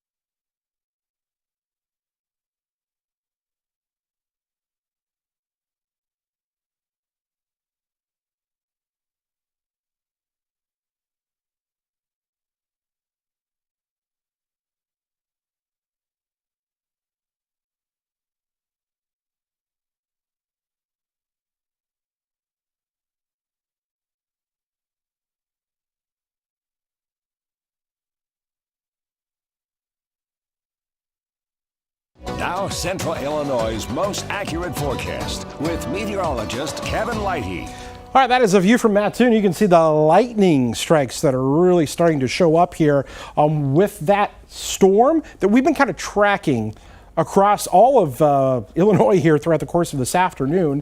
And that is a view from our camera there right in the central part of Mattoon. And I believe what we have is Jacob Dickey, who is also near Mattoon in the storm tracker. And Jacob, I'm seeing a lot of lightning where you are. What are you seeing there? Yeah, you're right about that, Kevin. There's in the last couple of minutes have been a couple of pretty intense strikes.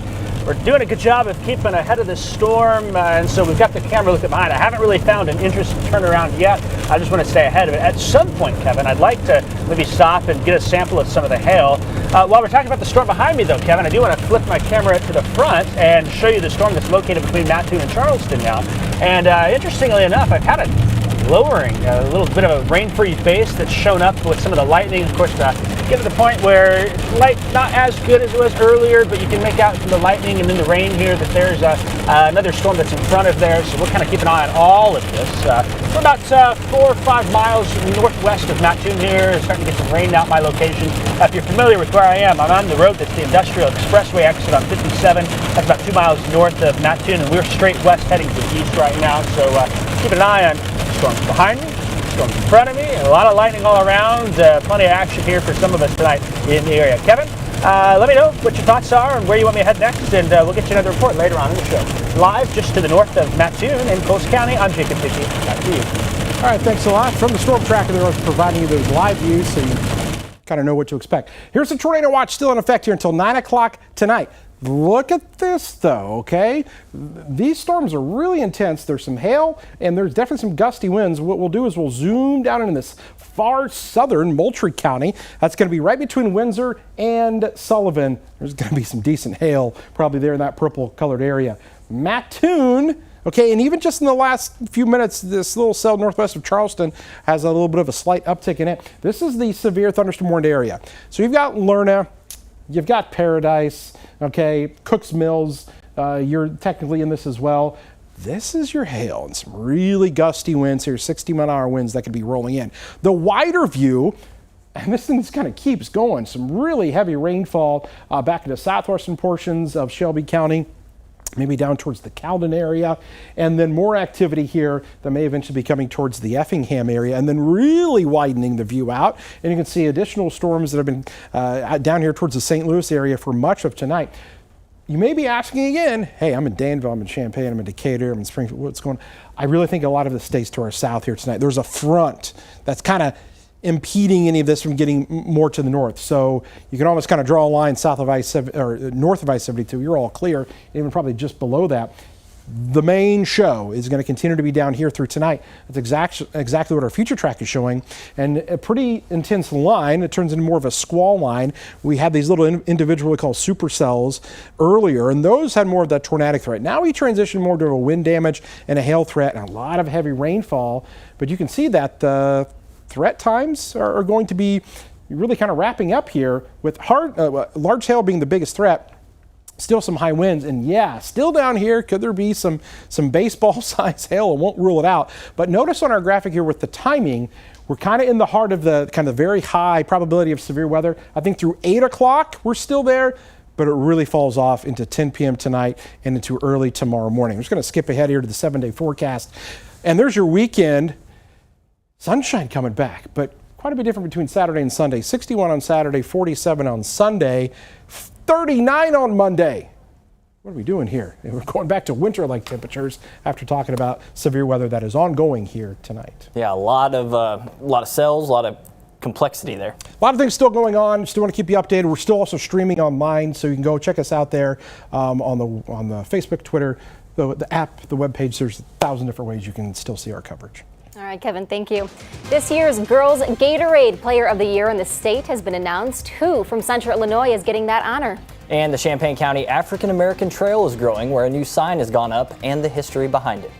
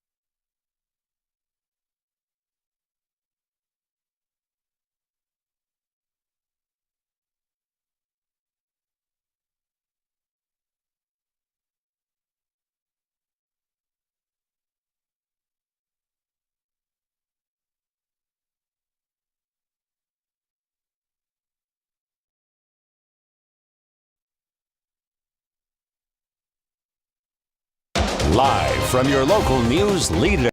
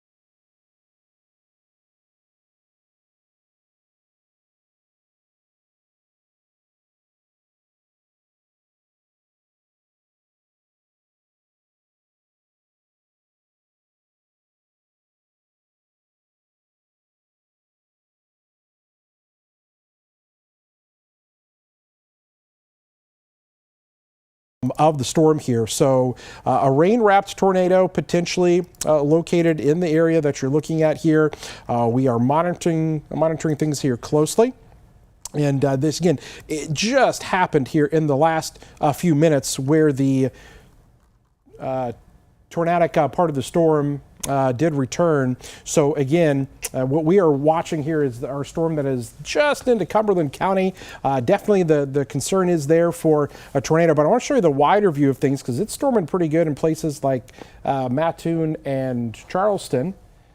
And in that area there, they have had some intensification just in the last few minutes, and that's what we're looking at here. We were just looking at this off screen before we came to us and said, yeah, it looks like there might be some rotation with that. But it's coming down pretty good there in Lerna, probably some hail located there. I'm just going to switch over to a few of our camera shots here. And so there's Mattoon. This is going to be just south of you guys there in the Mattoon area. You on the south side, still dealing with some heavy rainfall, but you're talking about Lerna and heading towards Neoga to Toledo. Jacob is south of Charleston in the storm tracker and back in that active area there. Jacob, I see the heavy rainfall. You're driving into the storm. Give us a report. Hey Kevin, we're heading south now from Charleston. We're going to cut back to the south here. Cell service might be a little icky. We're kind of along the Embarrass River here, and it could be a little tricky in this area, but I'm going to cut back to the west towards Neoga. Just passed by Hutton Township. They had some big hail down here last night, in fact, in this area. And so we're going to keep an eye on it. Haven't noticed anything big. There's been a few little dinks, little blinks as we're cutting through, but we'll get to the south side here and take a look back to the west. May end up going all the way down to Greenup. We'll keep an eye on that area rotation. That rain really coming down now with a little bit of embedded hail at our location as we're about a half-mile north of the Cumberland-Coles County line, right on 130. So we'll keep you updated. A lot of lightning, a lot of rain. I don't expect to see much from this, Kevin, but we'll be down here and keep you updated from our vantage point in the storm tracker. Live south of Charleston, the Coles Cumberland County line. I'm Jacob Dickey. Back to you. All right, thanks, Jacob. We'll continue to watch his live shot there. He's getting the heavy rainfall. Again, that's the Mattoon camera. We'll switch over to the Charleston camera there as well. Again, the tornadic part of the storm is going to be now on right along the Coles and Cumberland County line. Just the last few scans, maybe not as of a pronounced area of rotation there. Kind of show you the wide view of things here again. I want to just make note, if you're watching us, I'm just going to name off a bunch of towns, but if you're watching us in Champaign, Decatur, Danville, Camargo, Tuscola, Mount Zion, even Sullivan, Cisco, you're all in the clear. Look at all those areas. Cerro Gordo, nothing. The cold front has passed through. The severe weather threat is done, so I can essentially just also draw a line for you and kind of show you again, if you're anywhere basically north of that line, you definitely don't have any worries about any of that severe weather. Looks like a new tornado warning just coming out here, far southern portion of our viewing area, probably just outside of it, south of Effingham though, but it's right on the Effingham County line. This is a new tornado warning that was just issued. That's going to be down into Clay County, again south of Effingham County, where there is a tornado warning with that. That may eventually go into portions of Newton and Richland County. Actually, a sliver of Newton County is in that far south, or I should say Jasper County, that is in that, where that tornado warning is. So we're watching that area well to the south of I-70. You can see, look at all those cells there. I mean, there's several cells that we're dealing with. Here in our neck of the woods, the concern is with our storm just south of Charleston. Definitely some heavy rainfall, possibly some hail there, right on the Coles and Cumberland County line. You've got Cottonwood there. There's Trilla, Lerna, those areas that have definitely some heavy rainfall and the potential for a tornado in that area. As we switch things back over here on the tornado warning box, you can see where that tornado warning is in effect. Just going to read some information here from the Weather Service. They did have a funnel cloud west of Neoga, which is why they issued that tornado warning. They did have a funnel cloud there west of Neoga, possibly might even still have that.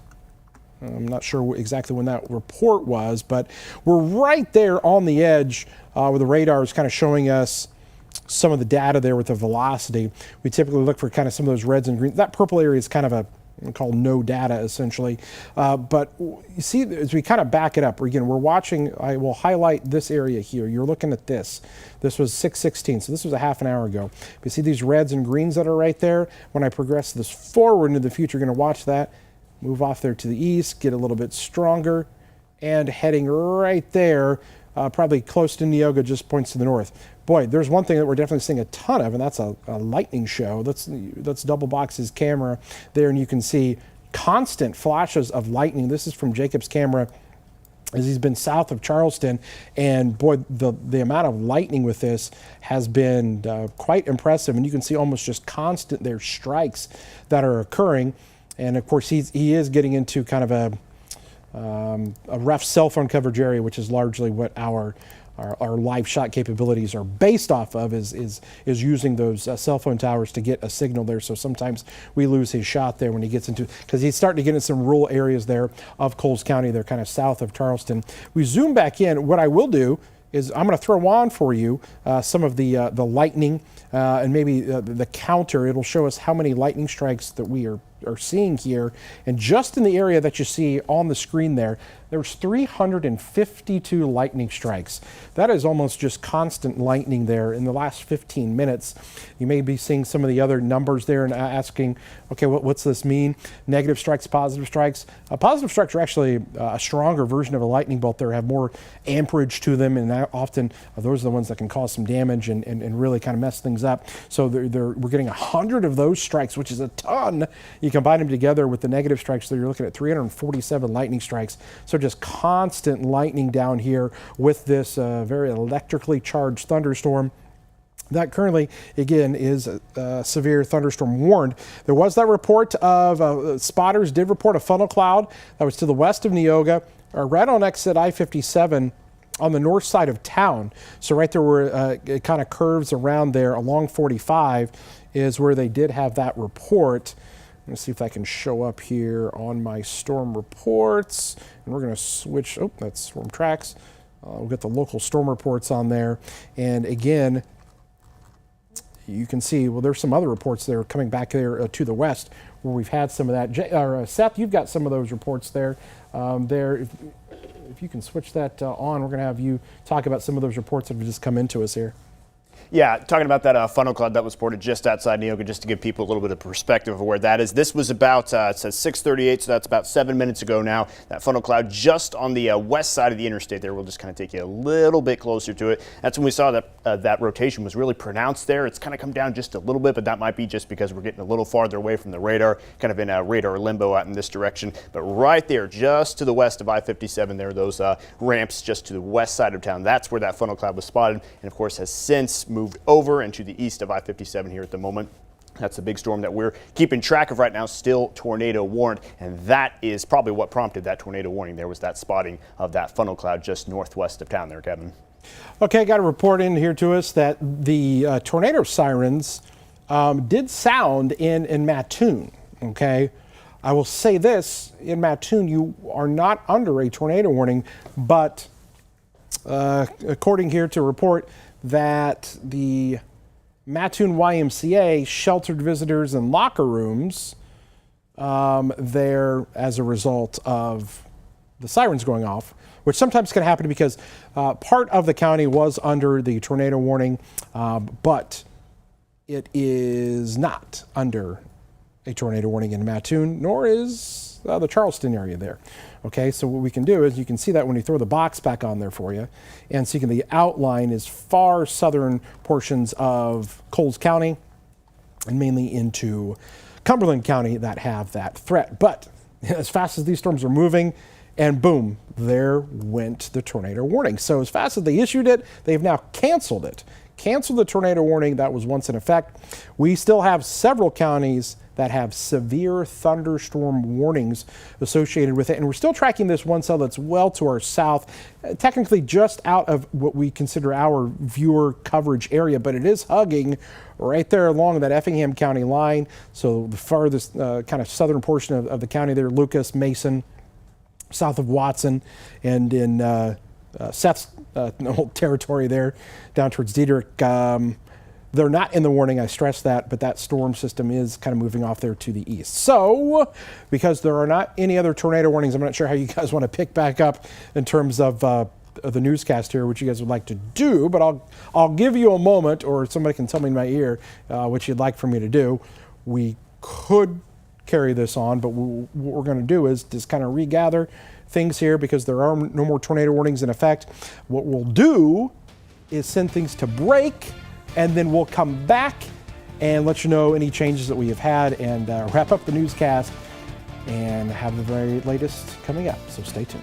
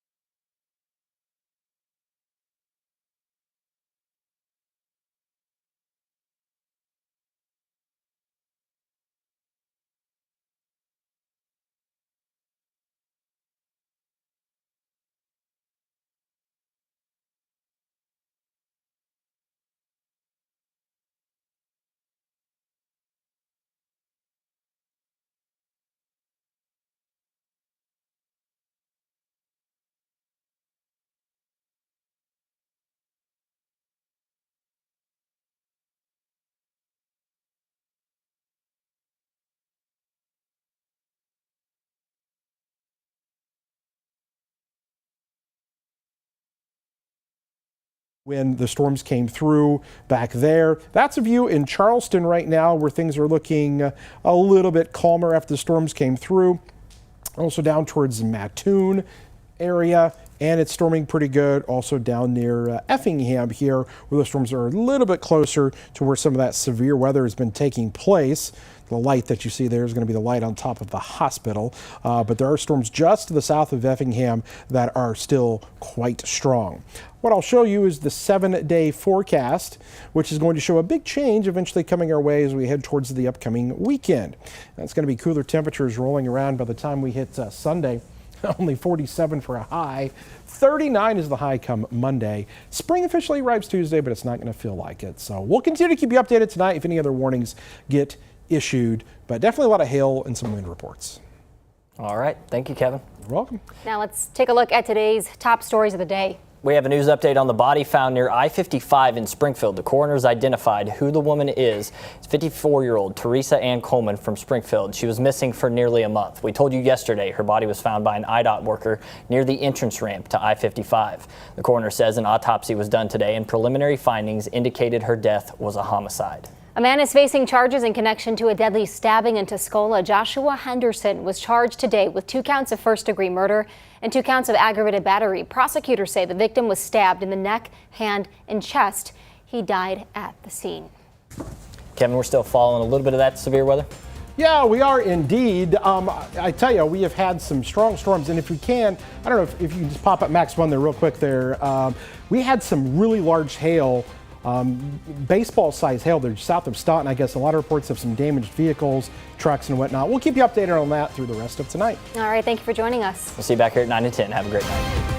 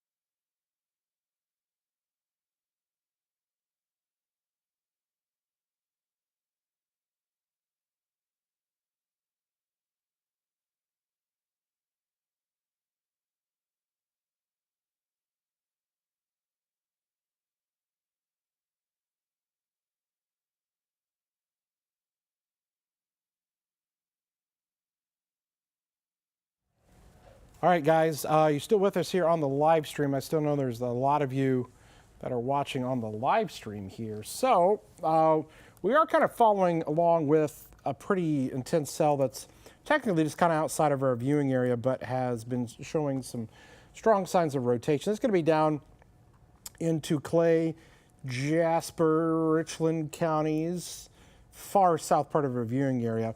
But we'll stay with you here and continue to kind of bring you coverage here that is online. All right, and so let me switch things back over here to the reflectivity. Nice little signature there, and we'll go back to velocity and then kind of run it back here. And you can see that clear signal, those reds and greens kind of coming across. There's Highway 45, got right there in the kind of northeast corner there. And now going to be heading into Jasper County, the southwest corner of Jasper County. And you've got some obvious rotation showing up right there. And they've got a tornado warning associated with that cell. That again is just going to come into the southwest corner of Jasper County, south of Newton, but definitely a strong, probably one of the stronger rotational signatures that we have seen here for much of the afternoon and evening now. So this is going to be south of what we consider to be our coverage area down here. But as we widen the view out, you can kind of see what I'm looking at. It's been kind of messy on the radar lately, but down to the south where there have been less of the storms, this one is kind of largely still kind of separated by itself, so still in that supercell kind of structure. There's kind of a second one behind it, maybe not as, well, I guess it is still fairly organized. I still like the one that is here coming into southwestern Jasper County. Definite rotation there with this. And so there's Newton, one of the bigger towns there in Jasper County. So again, far southwest corner of that county there. Jacob is actually 8 miles north of Newton, he tells us. So if we look at that, we go 8 miles north. He's just there north of Falmouth.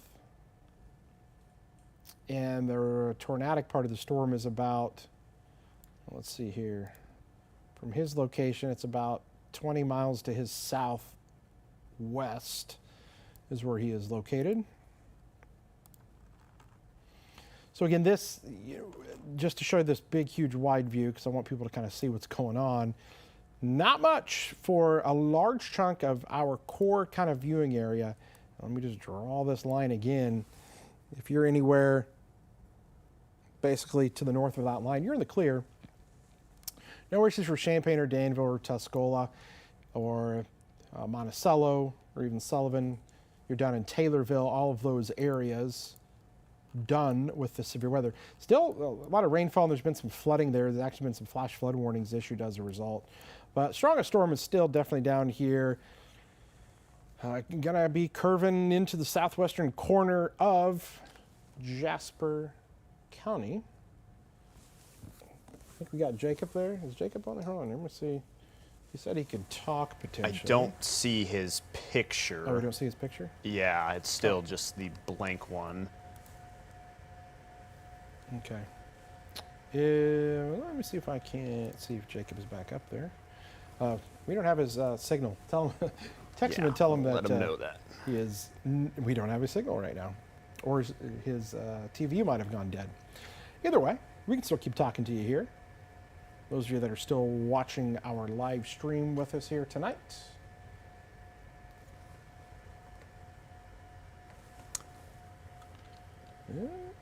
Oh, there it is. He just came back. Okay. All right, so. Got his audio on. All right. I will send things to Jacob in the storm tracker. Jacob, go ahead and talk. Kevin, how we doing? How we doing tonight? Y'all hear me just fine? Let me know if you can hear me okay. If you can hear me, then I'll start talking. Yep, you're good. We got you. Okay, cool, perfect. Good, good, good. I'm about 4 miles north of Newton now. I passed Rose Hill, and I've got the camera turned a little bit to the right of the road, so I'm going south and kind of looking at that here.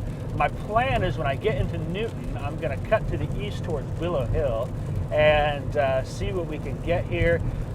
Man, this is wrapping up pretty good. I'm not going to see a whole lot. I think the plan is going to be to get east as quick as I can and let the storm pass to my north maybe.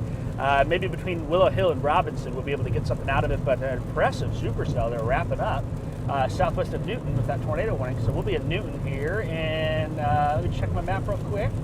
We are turning in 3.5 miles to the north side of Newton, and we'll start to head east. So there you go, there's that lightning. Pretty impressive with this storm as it's organizing. Could be a rough couple of hours here for Jasper, Crawford County from Newton towards Willow Hill, St. Marie, and off towards the Robinson and Oblong area before long.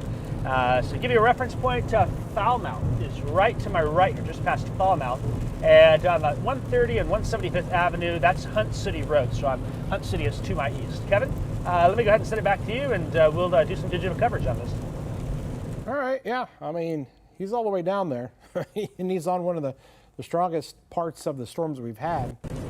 So we'll keep monitoring his audio and his video down there and continue to let you guys know what's going on. Because again, the reason that we're still on here, I know there's still quite a few of you that are tuned in to our live stream. Over like 1,400 of you between some of the different platforms that we're on. So I wanted to just kind of keep telling you guys what to expect. And he's on that storm. So he's located, again, just north of Newton. The tornadic part of this cell is obviously right here, South Muddy. That area there, where the reds and greens are kind of coming together. He's kind of coming into Newton, and he's going to try to shoot east on 33, is my guess, and towards Willow Hill. So we can get kind of east of it. And then the circulation, seemingly he's kind of been doing one of these numbers. He's kind of wanting to go just a little bit northeast here in the last few little scans. We'll take it back. So you see that? See how it's kind of southwest to northeast there. But definite rotation on the cell. And probably going to pass south of Newton, the way things look right now. And the only bad news that I'll have and say to Jacob is the fact that the reflectivity is showing it to be pretty rain wrapped. Angel? We're still on the web. Yeah, we're still doing stream on the web. I recorded the wall to wall coverage. Yeah. Jacob's Okay. tracker and decoder. Okay, great. Thanks. Appreciate it. Thanks for rolling with the punches. That was our 6 o'clock producer there that we basically blew out the newscast there, kind of ducked in and out. It's always kind of crazy when they have a plan for a newscast there, and then we kind of go things. Jacob's waving at me, at least he was. His signal was there and it's gone. So I know Jacob can hear us through his app sometimes, but his shot is frozen right now. So when I see it pop back up, we can go to him, but he is, he's kind of going in and out. He's in a rough area there. I know that. Kind of pixelated. All right, maybe I'll try to go to him now. All right, Jacob, let's pop his audio up and then he just, okay, go ahead. I'm gonna have you talk and we'll see what you get, so go ahead. Okay, Kevin, I turned east on 30, be a half mile parts. I'm going to head east towards Willow Hill. You're right, there's two things with this storm. It's moving a little slower, so it's not going to outrun me here. About 12 miles west of Oblong, the light. I'll keep the shot straight forward. Now looking east.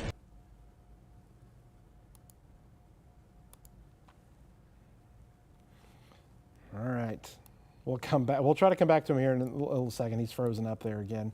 We'll back to the radar. Still, I mean, there's still some really decent rotation in that storm that is located there. Southwestern Jasper County,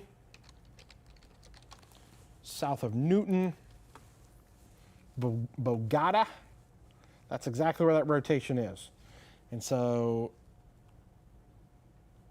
you're still under the tornado warning there in Jasper County. Jacob, I think most likely is heading towards Willow Hill. If he came into Newton and he's on the northeast side there and he's on 33,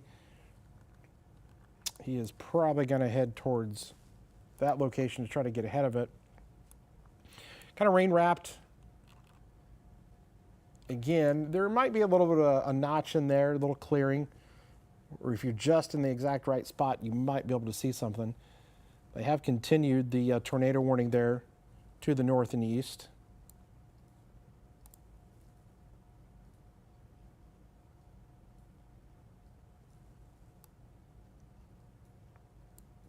And again, we have had just an unbelievable amount of lightning show up with all of our storms here tonight.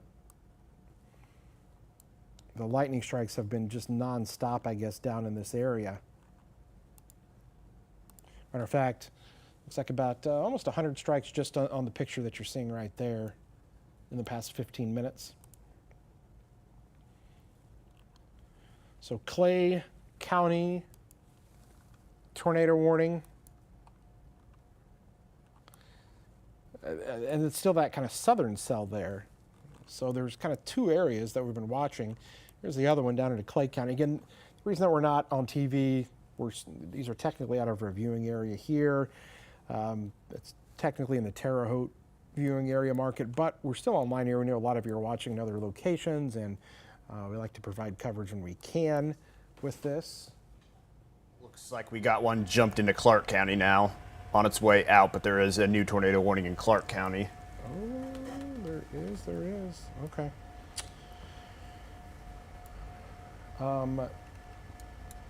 Carolyn, we're going to jump back on. Is my IFB dead? I don't know. I'm not sure if I'm... Okay. Oh, are you there? Okay.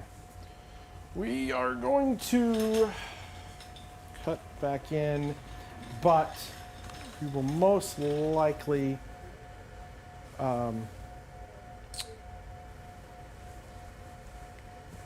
if we can, Carolyn, we can wait until the break there. Is that doable? Or no, as soon as they go to it. And then I'm going to try to just cover up the break, if that's possible.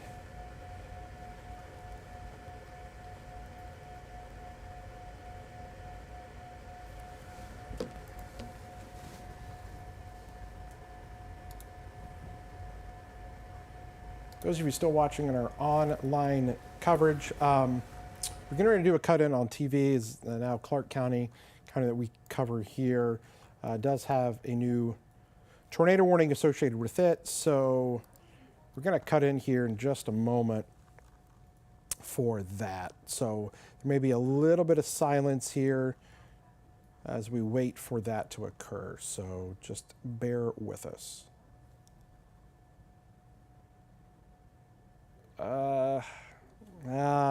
Let's just go now.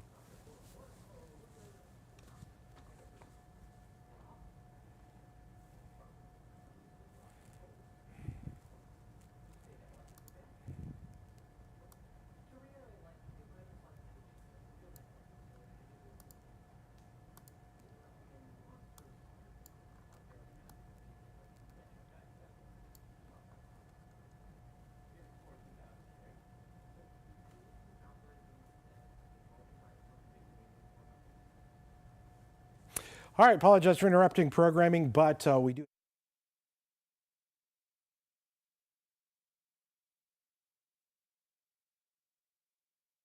Possible tornado that has formed there right near I-70, near Martinsville, heading towards the Marshall area. This is going to be just east of Casey, Illinois, in Clark County, where the reds and greens are coming together. Right near Martinsville, that is the rotating part of our thunderstorm, and where there is that potential tornado occurring right now. The National Weather Service issuing this tornado warning, and that is going to continue here as we go throughout the course of the next half hour or so. Officially, that warning goes until 8 p.m., so about 44 minutes left of this tornado warning. This is moving off here to the east. So if you are in Martinsville, if you are in there anywhere there between US 40 and I-70 all the way to Marshall, you definitely need to be in your tornado safe spot. This is going to be moving off here to the east. You can see there's Anderson going to be hugging right along the interstate, and we've had a history of these storms producing very large hail, damaging winds, and even some funnel clouds out there here for us tonight. So again, a large area of concern with the area down into Clark County now, where that tornado warning is in effect. Other counties, including Coles, Cumberland, Edgar, under a severe thunderstorm warning. And we've also been watching a very strong storm that has also been showing signs of rotation down into Jasper County, going to be just south of Newton. That storm also has intense rotation and a tornado warning associated with it. South of the Newton area in Jasper County, those same signatures that you see where the reds and greens are coming close to one another, rotating part of the storm there, that could have a tornado associated with it as well. So still some concern there with several storms. To give all of you that are watching other locations here, you can see that Champaign, Decatur, places like Danville, Springfield are all in the clear.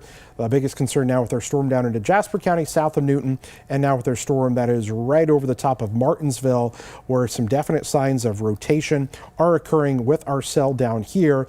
And I would not be surprised if there is an ongoing tornado that's happening, some fairly decent radar signatures coming up to us here near Martinsville, where there possibly is that tornado in Clark County. If you're in Marshall right now, you need to be taking shelter. Clark Center, okay, those locations there, taking shelter right now as that storm moves off there to the east. I know that we also have been tracking things with meteorologist Jacob Dickey, who's been down on a storm down into Newton County there. And if we can show Jacob and maybe talk to him. And Jacob, what have you been seeing down there with that storm south of Newton?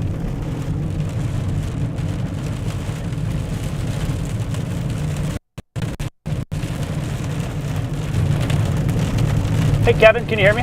Yeah, go ahead. Hey, I'm here. We just passed through Willow Hill. We're going to drop south to St. Marie, get ahead of that rotation that's by Newton, and see if we get anything, quite a bit of wind-driven rain. The one thing about these storms down here is that they are moving a little slower, and so that may help out that potential for severe weather, but it is dark also, so we're kind of switching between our night mode and our regular camera to try and get some lightning here. The lightning seems to have closed up, maybe it closed down, and that's kind of the game we've been playing for a little bit.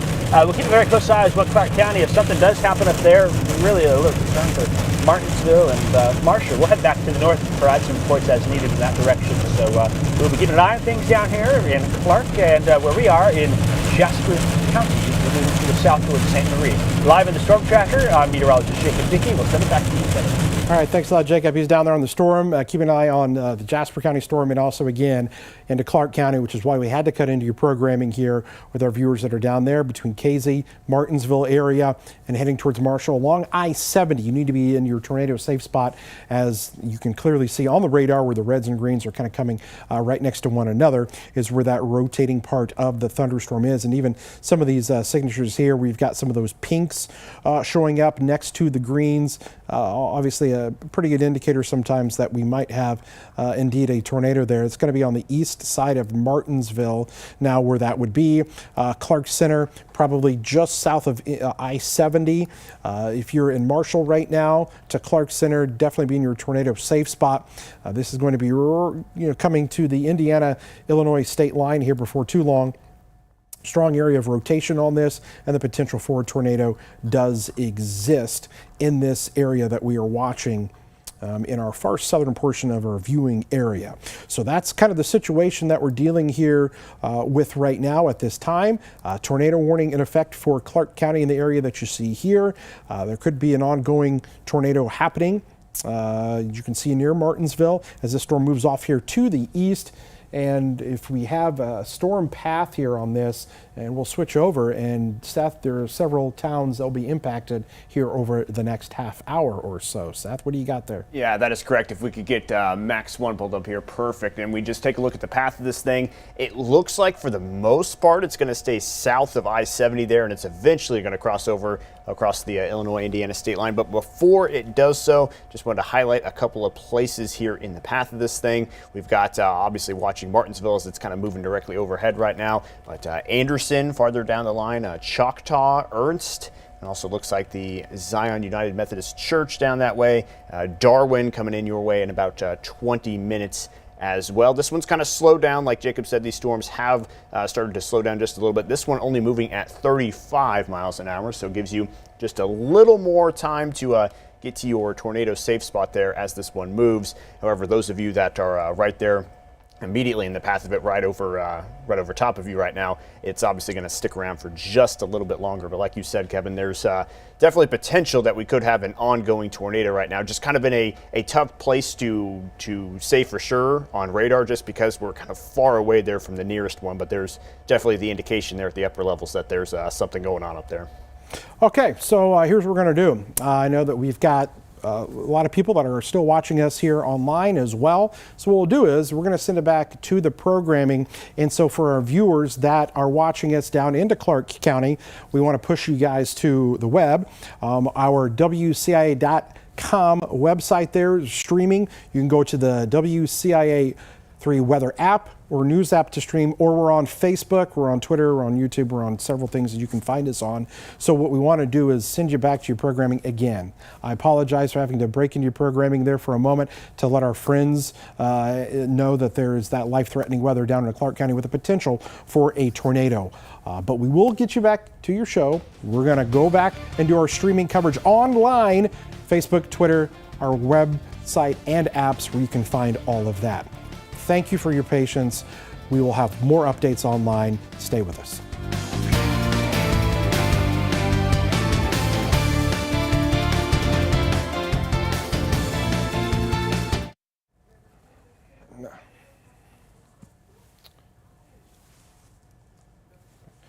Okay, so we're just back here with you on our live stream again.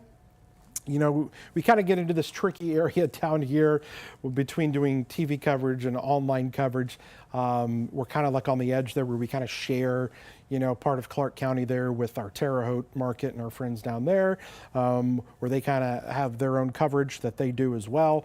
But we do know that we do have a large contingent that is down here in Clark County. So just kind of showing you once again the tornado warned area. There it is. Basically from Marshall down to Martinsville as that storm moves off there to the east. We'll throw back on for you the radar signature that is showing up. And that is where we still have that storm. Once that storm kind of passes off into Indiana, really kind of our area, Jacob's been down on that storm down into Newton County, and it's kind of looking a little bit more messier now, but yeah, definitely not as strong of a rotational signature as it once had. It was looking pretty good there for a while. And it came into the southwestern corner of the county, and now definitely kind of losing some of its punch. We'll go back to the one down here into Clay County. It also may be losing a little bit. So kind of three areas that we've been watching with the potential for a tornado. Again, I know still there's 1,500 of you that are watching on our live streams here, so maybe you just kind of tune back in with us. So maybe you're watching on TV, then you went to our Facebook and Twitter and all of that stuff that we're streaming on. So thanks for all of you guys that have come back here with us and are still going with our coverage. Nope, Jacob's shot is gone. Jacob is not there. So again, guys, we're just kind of watching this storm here into Clark County. Going to be right over Clark Center. See if I can switch back on my velocity.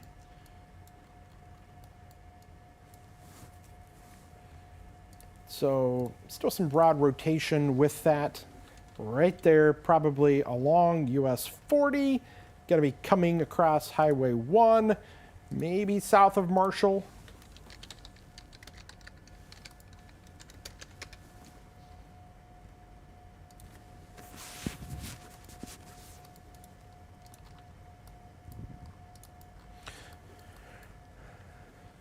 Good news is a lot of you are in the clear with this here tonight.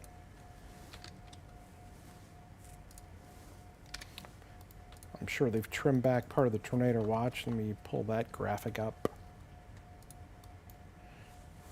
No, well, not quite yet. But they will soon. They've been kind of busy down there. We'll trim those off, but again, largely the threat across our far southern counties, kind of out of our area. Did they drop the warning? Or no? Can you just not see it?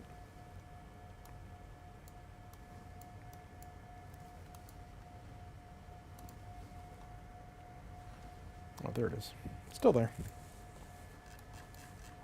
There was a report of a funnel cloud down into Clay County earlier. Delayed report of a funnel cloud from earlier.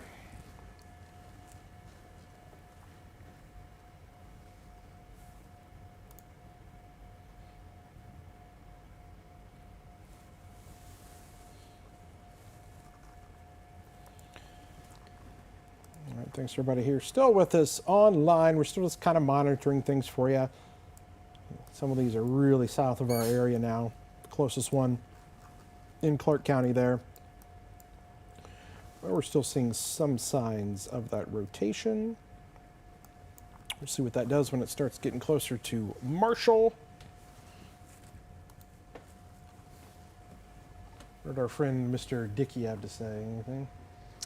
Says he's got a pretty good view on it, but his signal's still just a little choppy. Yeah, I'm saying it's coming in a little bit. It looks a little grainy, but we can see what he's. Oh yeah. Yeah. That is a tough area.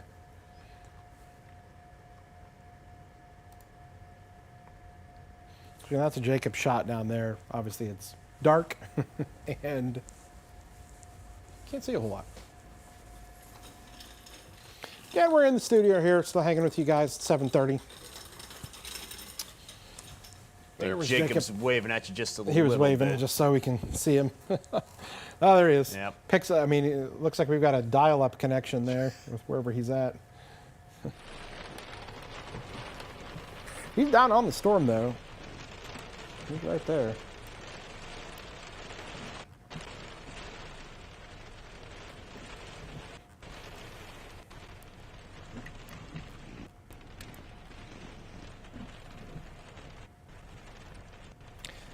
He's had a lot of lightning.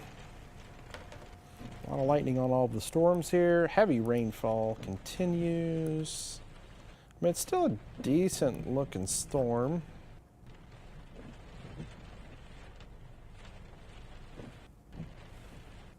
Broad rotation.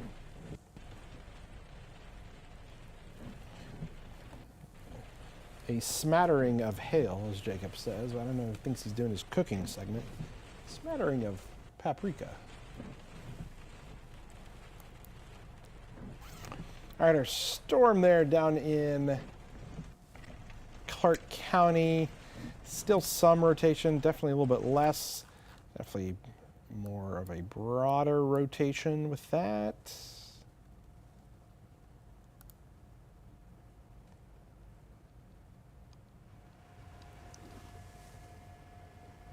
Looks like they've let that one in Jasper on its way to Crawford expire.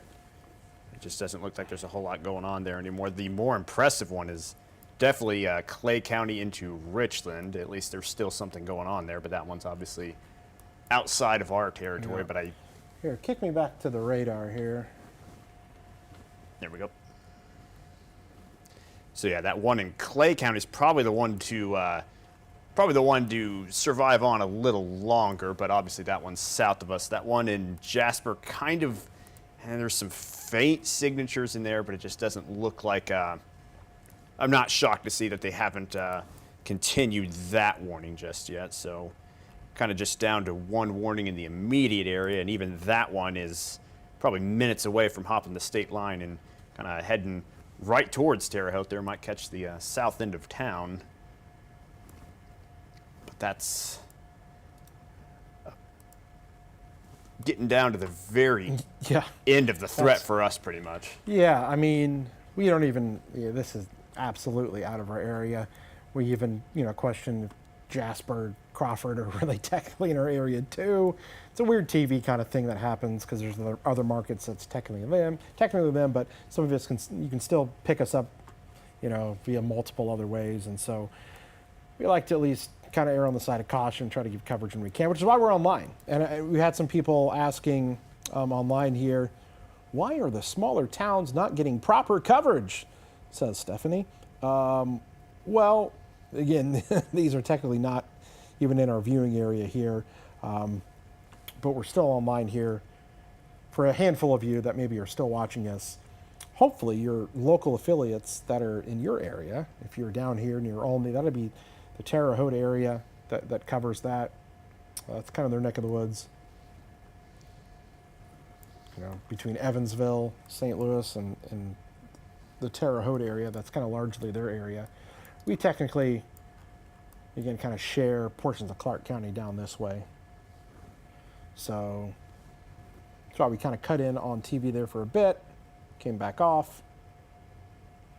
But here it is near Marshall. Again, I'm not seeing as tight of rotation with it.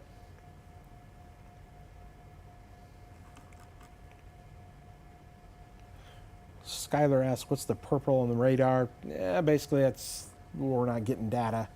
Kind of have to ignore the purples there. It's the reds and the greens that we like to see, or don't like to see, I guess. But those are what you're looking for when looking for towards or away from the radar. The brighter those colors are, the faster the winds, the more of the potential rotation, or in some instances, the wind damage.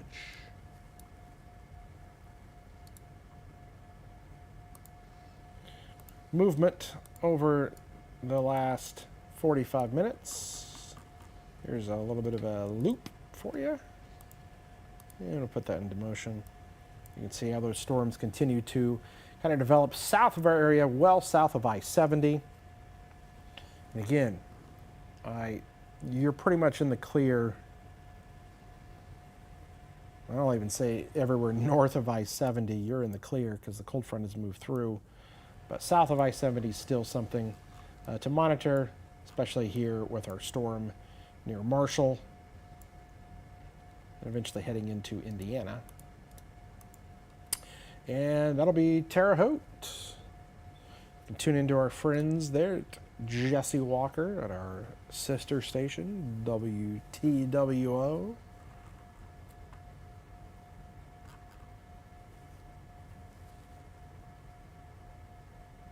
Oh, Jacob shot's back up. Pretty good. Seen some lightning. Jacob, are you there? You want to talk? Here's Jacob. Let's see if Jacob can talk. Hey, Kevin, I'm here. How we doing? All right, there he is. All right, where you at? Y'all hear me just fine? Yep, go ahead. Cool. I am at the county line now, heading south from St. Marie, and I'm going to be in the Olney area very shortly. I'm really stretching the boundary and heading south there, but I figured it seems like every storm I've gotten on has just kind of fizzled out as it's come to me, so maybe we're just going to keep that force field going for a little bit further south. That seems to be Seth's job more than anything, but whatever reason I've been picked to do that tonight. We followed that storm from the Springfield area off to the east towards Taylorville, and it kind of fizzled out, and then we kind of headed to Mountain Charleston. Things kind of collided and couldn't get sustained storms as that, and it seems like the storm I was watching there for a little bit was in southwestern Jasper County and heading towards Crawford County. It's kind of fizzled out, so we'll see what happens, but can't complain too much for March type weather. And I don't know if you can hear it or not, but my phone just did the tornado warning notification for the storm that just crossed into the county here with that. So we'll kind of watch it. There's been quite a bit of lightning with it as well here as we turn that a little bit to the right, so maybe you can see it a little bit better. And it's some pretty decent lightning to my south and west, so we'll kind of keep an eye on it and see what happens. So yeah, down heading towards Olney and south central southeastern Illinois. I'm Jacob Dickey. Let's send it back to you, Kevin. Alrighty, there he is. He's right. Every time he's been down there on a storm, it looks really good, and he gets close, and yeah, went away.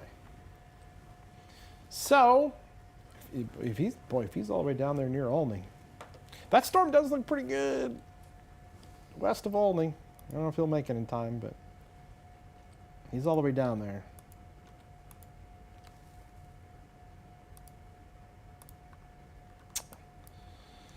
Still some rotation, probably near Clay City, Noble. This takes me back to my days when I was down in that area, and that was part of our coverage area in Terre Haute, Vincennes. Our storm there in Marshall, boy, it's on the edge there, but it's probably dumping some heavy rainfall and probably some hail.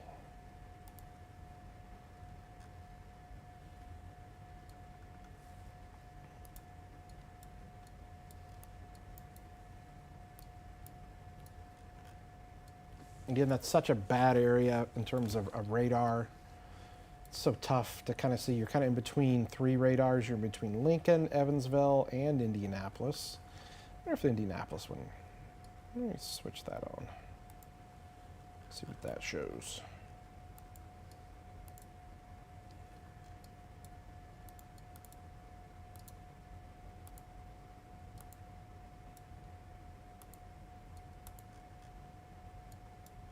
Is that Indy? Oh, that's Indy.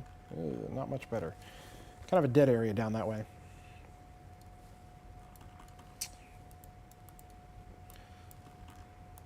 Oh, look at those warnings across central Indiana. Yeah, they're really starting to get busy over that way. Man, huge severe thunderstorm warnings. Look at Ohio. Ohio, these are all your warnings right now.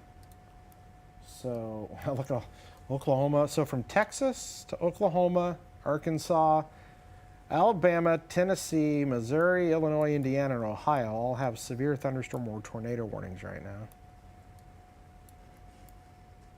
It's a large storm system. No, I keep hearing people asking about, they're asking about Kansas, Illinois. No, you're clear. There's nothing in Kansas. We're not in Kansas anymore. Might have some thunder, some lightning down there, but the severe weather is going to be to your south.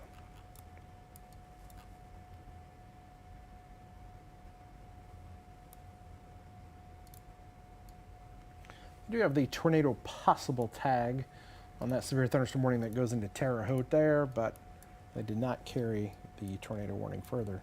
Boy, we had some big hail reports earlier. You ever find any pictures from Staunton? Haven't been able to yet. Still kind of looking around for that. The biggest that we ended up seeing, I feel like, was kind of just around that golf ball approaching tennis ball size. But aside from that, I think it's about 3-inch sized hail. Oh, there we go. In kinda Livingston. Comb through some of these reports here and see which ones we end up with.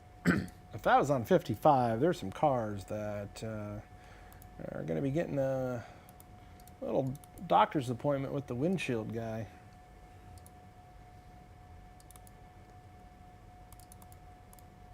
So that was earlier. What time was that? That was 5:14 p.m. and that storm crossed over 55. Whew.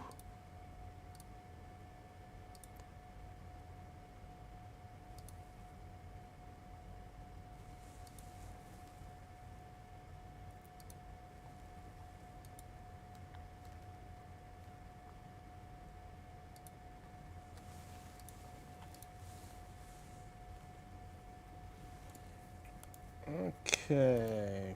We'll clear that off. Let's go back to our storms. See if we got anything. All right, our storm heading out of Clark County, east of Marshall now, heading into good old Vigo County and Terre Haute. So we'll focus still on this Illinois storm that is west of Olney.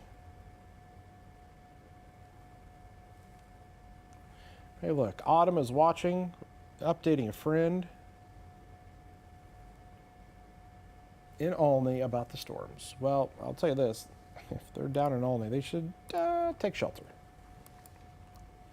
Go ahead and take shelter if you are in Richland County. Pretty much all of Richland County. It's still a pretty intense storm there. Getting a nice little inflow notch in there. Noble, between Noble and Clay City.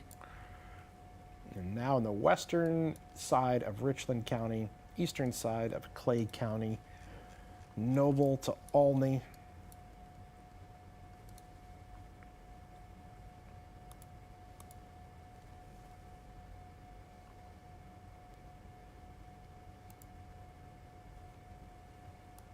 Switch on our, yeah, there we go. That's the radar we want. So here's essentially what's happening.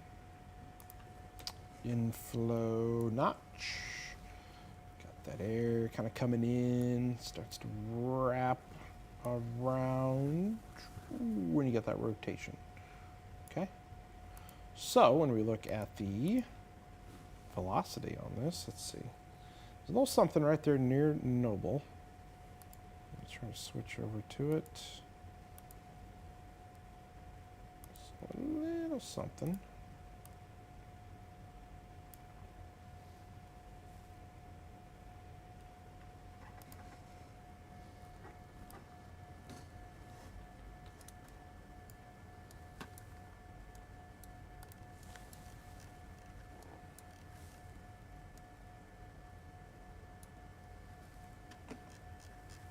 Is Jacob in Olney? Is he actually in Olney? I think he is. I think he's, yeah, it says he's in town. He's in town. All right. Boots on the ground. That thing's ramping up, man. Look at that inflow. Ramping up.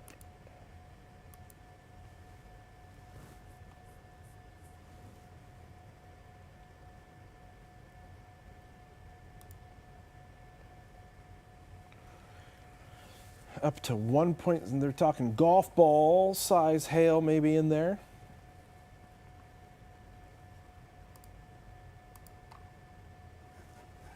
Definite rotation. Might be something up in there. Hope Jacob's getting south of town. Is he south of town? What's, boy, lightning strikes there every once in a while. Is that a lowering that's there on the right side? I don't know. I saw the lightning strike there. It looks like a little something. It's over there. Here, while we got him, before we lose him, let's punch him up. Jacob, what you got? Hey, gentlemen, how we doing? Rolling into Olney now, coming in on 50 onto the south side. I'm gonna drop to the south towards Calhoun, a couple of miles. Yeah, the lightning has picked up, and there's a definite lowering on the other side of town, kind of on that southeast side there, kind of taking a bypass around. And I'll get to the south side where that Arby's is before I cut to the south a few miles just to get a view of this. A little concerned here about this storm as it's coming towards town. It's definitely organizing a little bit. Maybe at this point that rotation is just barely in the wrong spot, but you know, the way we are with the radar around here, it's so far away. I don't want to rule anything out, so we're going to kind of keep an eye on it here. We're going a bit south and west right now, kind of turning the corner again, then we'll get a shot looking to the east and kind of see what happens with this. That rotation is probably, what, 6-7 miles to my west over there, Kevin, you'd say, towards Noble. So we'll be dropping south here in about 60 seconds or so. What highway, Jacob, what highway are you on? What is that? Is that 50? I believe it's US 50. US 50 kind of heading to the west, and then I'm going to drop south. That south highway takes you past Calhoun towards Parkersburg. Okay. I'm not familiar with the... Okay, so you're going to get on 130 there, south of Olney. 130, that's right, yeah, I'm going to... Okay. Yeah, drop just south west a little bit, Calhoun kind of watch, there. keep an eye on it. Okay, yeah. Well, you're going to be in a good spot there, 130's man. not too far ahead of me. Yeah, we're good. Turning a little bit more to the west now, and so might get a vantage point and see what's going on. Lightning seems to have taken a little bit of an uptick. There you go. There's that. Kind of see that there. I'll zoom in just a little bit. Lightning seems to have taken a bit of an uptick in the storm, maybe. That's always a sign. Yeah, it looks pretty decent. It looks pretty decent on radar. Not bad. How close are you to dropping It's south? at 63 right now. Are you close? That's lightning just struck down there. About 30 seconds. You can see the flashing red light coming over the bridge here. Oh, okay. That'll be the. Oh wow! Did you see that? Let me just stop here at the bridge. Let me just stop right here because I got a good vantage point and a quick and easy shot getting south. So, woo! Wow, you look at that. Yeah, See that? that's a definite lowering there on the right side of your screen, I think, right? Yeah. Maybe. That is for sure. Ooh, that's close. I don't know if you heard that rumble and the thunder. It's kind of due in front of me. I'm looking straight west. Whew, that lightning is pretty intense here.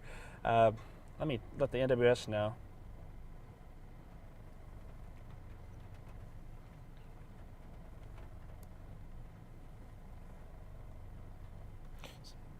So we're just watching Jacob shot there. Okay. He is on the south side of Olney in Richland County. We got that. Yeah, I think I'm on a railroad bridge here, kind of on the west side of it, so it gives me a little elevation, which is kind of nice. And see what happens here. Kind of a great shot with the lightning's impressive. There's a few pretty rowdy strikes with that. And at some point too, Kevin, I don't really want to get the storm tracker in the hail. It seems like to me the hail's probably going to be just north of Olney. Would you agree with that assessment? Yeah. What? Seth, can you repeat what he said? It looks like the hail is north of Olney. I think the hail Yeah. probably north of Olney. I probably find in my location. Yeah. I would. Yeah, it's looking to be north. I'm curious what this next radar scan's about to show us, but. Yeah, I know. And make sure you're using the Evansville radar there. The Evansville radar's got a pretty good view.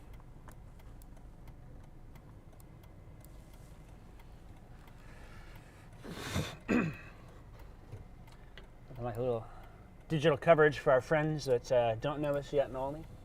We got we got a few folks that keep up with us. Yeah, we got Sharon that says you're in my stomping grounds now. So there you go. Hey.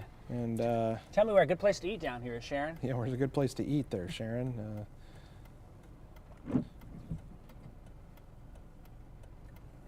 ADM Olney is on your left, says Caleb. Okay, yeah, I see that there. I'm kind of on the railroad tracks. I look to my right. There's a mobile home park down here.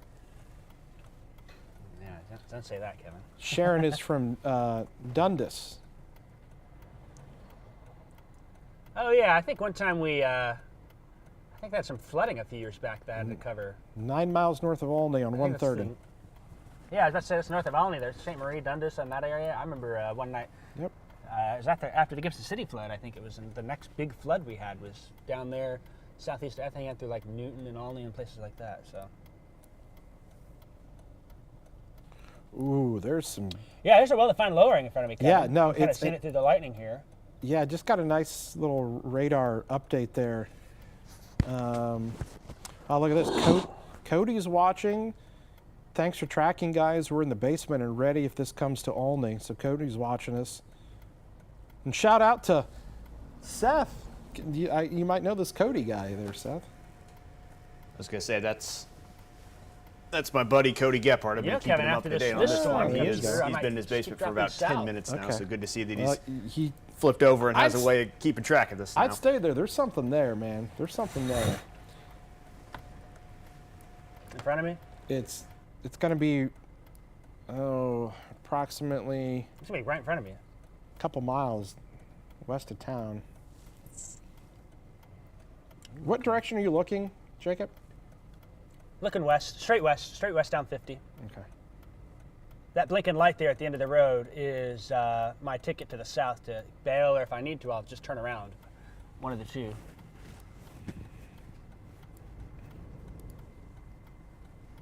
The wind is really picking up. It's right up. What Yeah, way is that blowing? It's. My car is rocking here, Kevin. I say you should be right there. getting close. I'm seeing a lot of. Okay, I got a north wind where I am here. A little weird. Started to pick up a little bit. Oh yeah.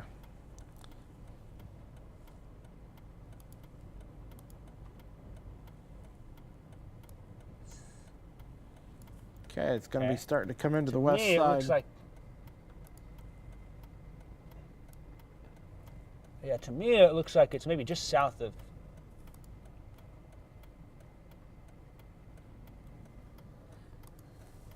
You know, and after this storm comes through, Kevin, through Olney, I can either go east towards Lawrenceville, or there's another tornado running down the line in Wayne County there. Wayne City, Jeffersonville, Sisney, places like that. That's just, doesn't look, that's Yeah, north wow, of yeah. Plainsboro there. So. That one down there is even more pronounced. Gosh, that's all the way down east of Mount Vernon. You're down there in that neck of the woods, man. You're super south. But there's a lot of people that are watching here that are down in that area. I'll just pass this along. Oh, there's a good lightning strike. Best pizza around. It's pretty neat. It's in Pretty Olney. neat. Red Rooster Truck Stop is a good place for food. Wait, what was the pizza in Olney? Well, I don't know. It just said pizza. It didn't say the name of it. I was thinking maybe it was Olney There's a good years place ago. on There was like a 130 pizza buffet between place Newton and downtown, I Olney, haven't just seen. south of Parkersburg. I believe it's called Portrillo's. Okay. I love how we're talking about pizza and food, and we got this rotating storm right breathing into my neck here. Yeah. All right. I tell you what, about 10 o'clock to my south and west, I'm starting to make out much more organized lowering here. Yep, so that lowering should be on top of you in a couple of minutes. What do you think? Should I bail to the east at some point here and ride this towards Claremont, Sumner, Lawrenceville? Yeah, I mean, I think you're at this still point, on 50 my south there, option's right? getting cut off. I just do a U and get out of here. I'd probably still get on 50 and go east there towards Claremont. Yeah. It's going to be just south of 50. I can make it out with some of the light from the truck stop that's in front of me here. Yeah, it literally is on the west side of town. Should be the lowering. Yeah.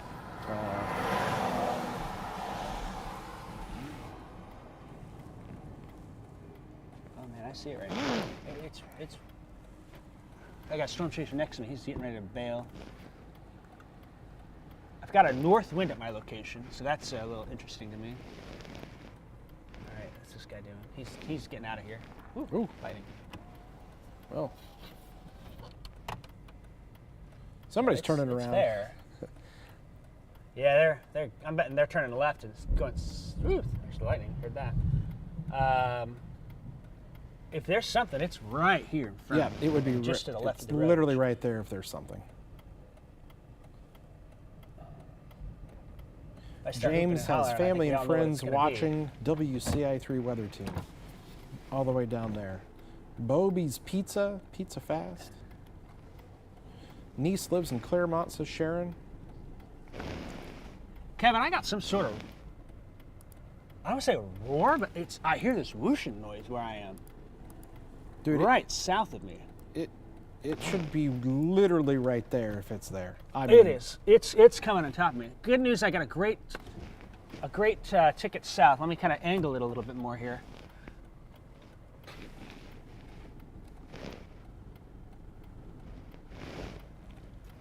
Probably going to start to feel that A little nervous RFD. here. Yeah, a little bit.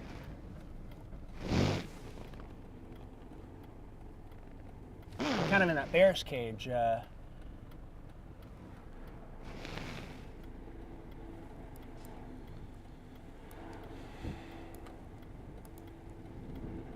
All right, time to bail. Time to bail. Time to bail, he says. Gotta get. Are you? Which way are you I'm gonna outta go? I'm going east. I'm going east. I ain't going You're south. east I'm on cut off this 50, way. right? East on 50. That's right. All right. Let me turn my rear camera on and. There you go. We can look behind if you see some flashes or something. But I don't particularly like the way this is looking here. Here, leave his audio on, but punch up the radar. Leave his audio on, but punch up radar. There we go. Okay, so we still have your mic on. We're going to show it kind of where you are. So there's Olney right now. There's the tornado warning. So it's about to get noisy there in Olney. And so Jacob is here on 50 and going to head east to try to stay ahead of it.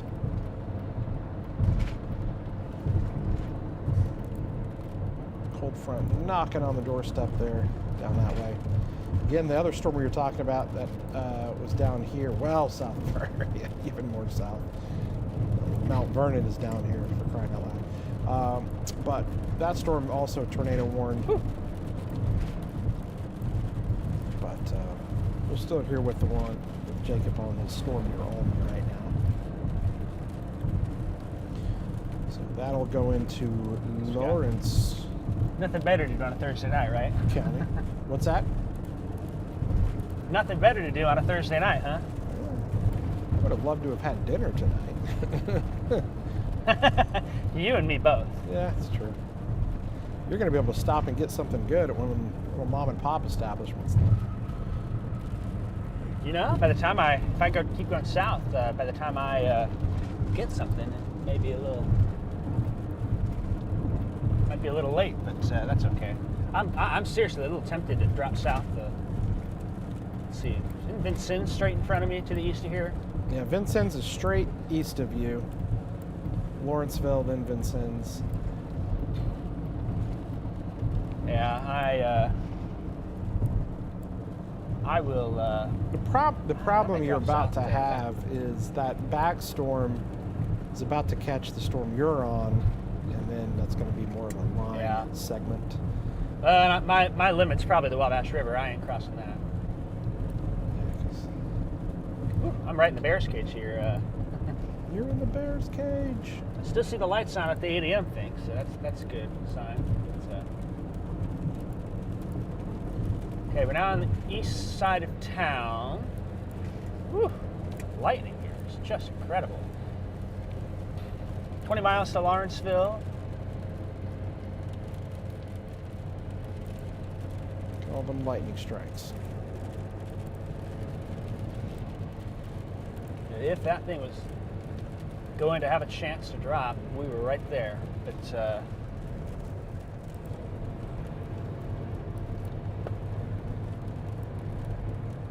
rotation on the southeast side of town.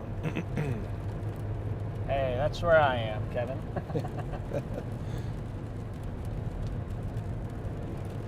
I see it. It's that feature I was kind of peeking at there. Watching the lights from the south side, some of those commercial places kind of illuminating. You could see it, and it was moving at a pretty good pace. You could tell it was moving, but I didn't see any power flashes or any tornadoes or anything like that from it. So that's some good news, but certainly some rotation still. I'm thinking downstream, heading into what's Lawrenceville? What county is that in? Bridgeport, Lawrenceville. Let's see what they do. Kind of at the edge, and Indians have to make that decision. So I might turn around here in a minute or two, Kevin, just to kind of peek south and back to the west of me to see what's going on. But got a little bit of rain here. Okay.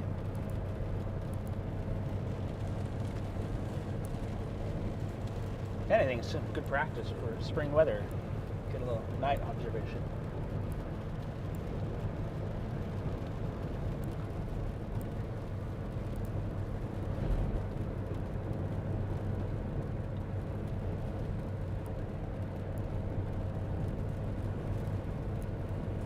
Yeah, I'm kind of surprised by that amount of people that are watching our live stream from down that way, which is cool. We love it.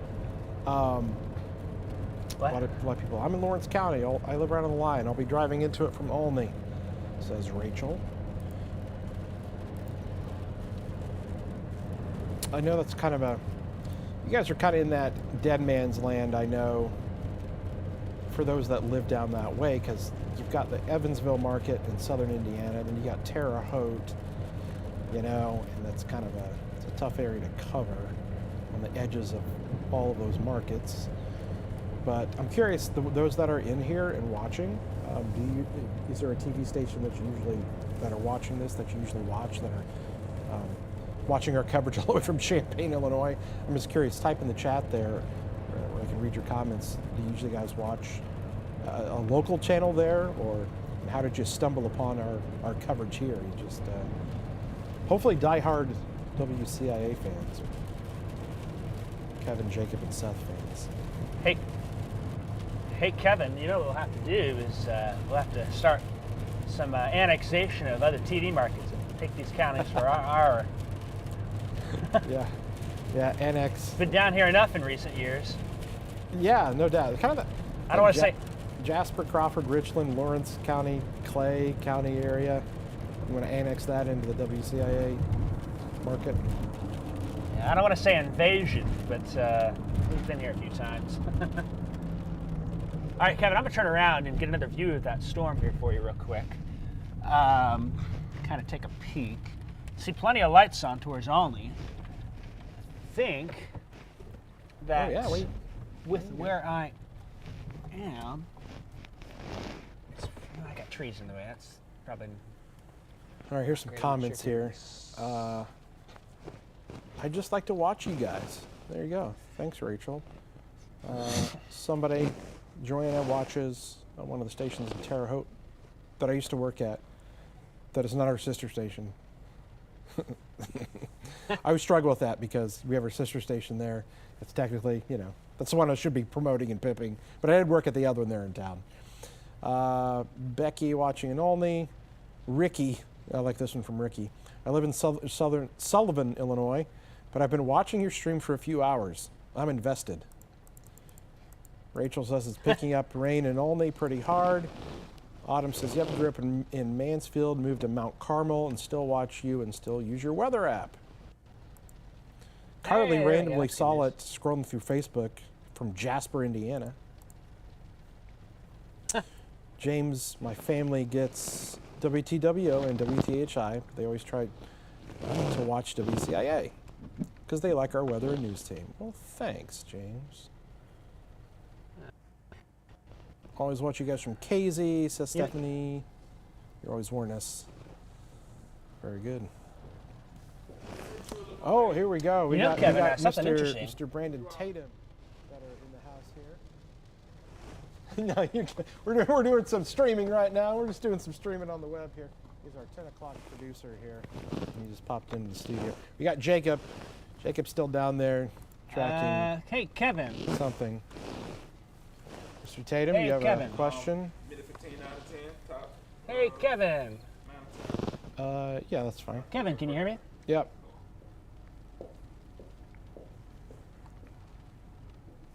Hey, Kevin, can you hear me?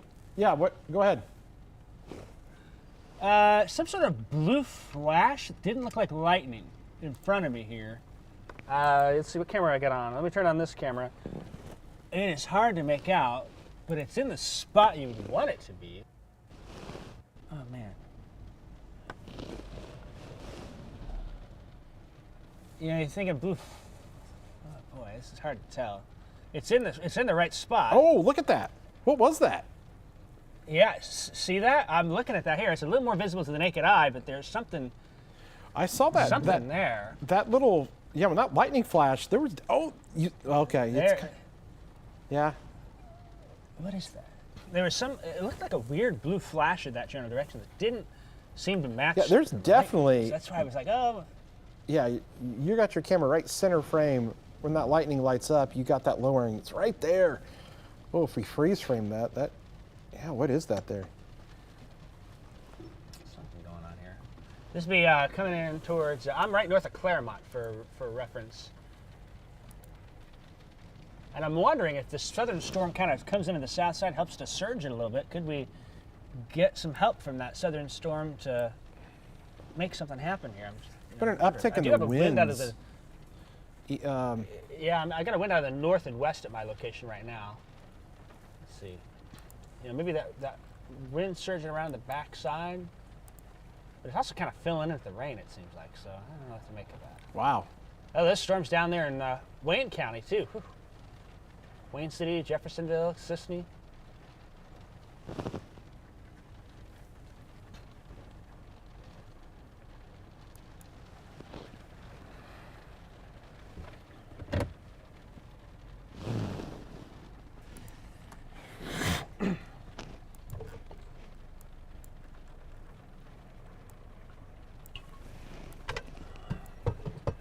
Definitely going to have some strong winds, probably hit your spot there. Thinking I'm about to bail back more to the east. You didn't make it to Claremont, did you? Claremont? I'm right in the north of Claremont, to my left. So Claremont is right due to my, I'm turning the corner here to get back on the highway to get east. So Claremont right in front of me right now. I'm heading back east. That was a little weird for a minute there. I don't know what to make of that, but. Yeah, that storm just to your south, not just to your south, but south of you is still showing pretty. Wayne County. What's the hail looking like on these storms?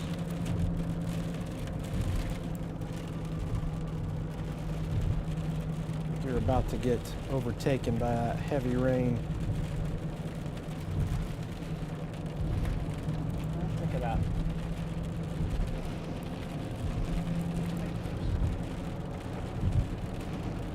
I don't know if they've, looks like they haven't extended that tornado warning, so maybe that wind is surging out a little bit, so we'll see what happens. What time is it, 8 or 7?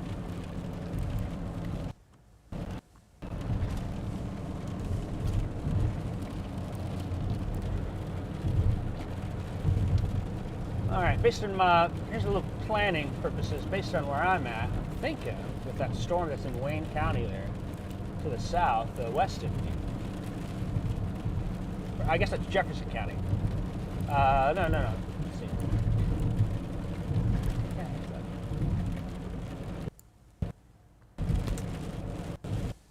Wayne County. It Curious is about Wayne the County. next radar scan on your storm there. I want to see what it does here.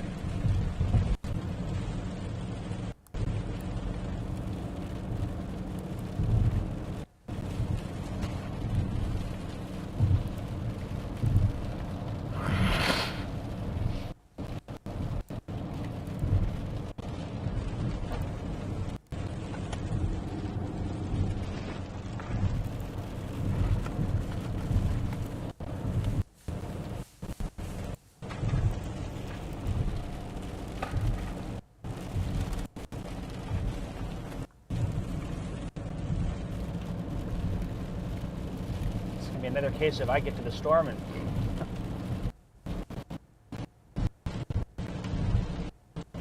I'm thinking about it, kind of planning ahead. Probably the best place right south if I want to experience that. All right, looks like we're kind of losing this signal. back. Here. All right, let's click back to radar here for now.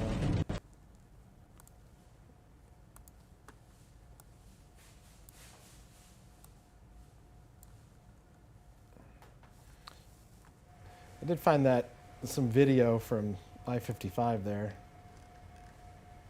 Looks like some cars that have some pretty large. See Some this? dents. Yeah, look at this. Here, come here. Ouch. Couple of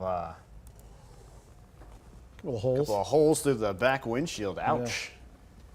Yeah. Yikes. That's no fun. We do not like to see that.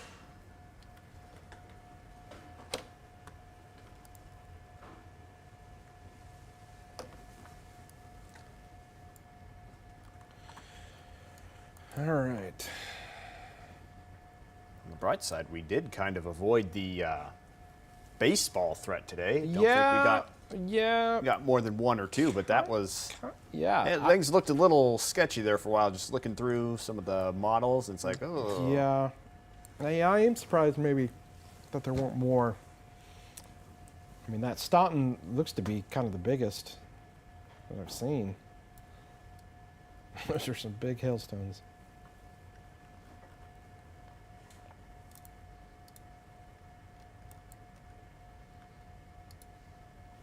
I think we got Jacob's picture pretty crisp again.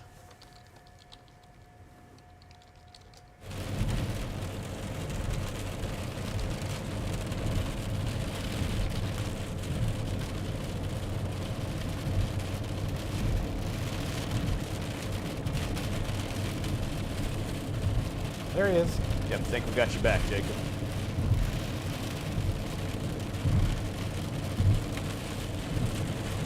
Can you hear us? I don't know. Can you hear us, Jacob? Yeah, I can hear you. Oh, okay. Where you at? All right, I'm going to turn back to the west here. I'm going to actually just punch in the storm back in. It's not. Well, I don't know about that. Let's see. I think I'm going to drop south from Albany and. They expired your tornado warning. Might go towards. Say again. But you better watch that one down there. See your south and west. Well, Salem. Where I'm going. Heavy rain. Now you can hear it. Oh, we can hear the rain for sure. I'm mixing in now. Little mixing in now. Too big. Oh, I should put my camera forward. Sorry.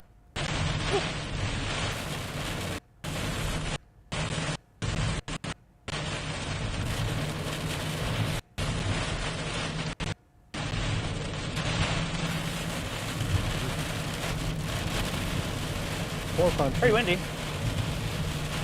Right. Have you already turned back west? I turned west, yeah. I'm going west back into Albany, and I'm going to drop south. I'm going to go down to Mount Salem, West Salem. Is that the town? Hard to remember what name it is. It's, yeah, we're right down to kind of where we're at, the back side here. It's windy. Well, I had to rain. Now just north of Claremont. And it looks like that lightning up a little bit. Yeah, a little town called West Salem, so south of Parkersburg, north of Bone. Yeah, kind of might go squeeze down there and see what happens. Has there been any hail reports from any of these storms down this way, Kevin? No, I haven't seen any reports. The last thing that we had reports of were actually wind back towards Mount Vernon. A lot of wind damage in Mount Vernon, I guess. Thousands without power in Mount Vernon. When that storm that is tornado warned southwest of you came through. So those are the latest reports. The biggest hail lately has only been like quarter-sized hail with that whole line coming through. That's good news, man. I don't want to have to worry about any of that when I drive south. Yeah, quarters at best, probably.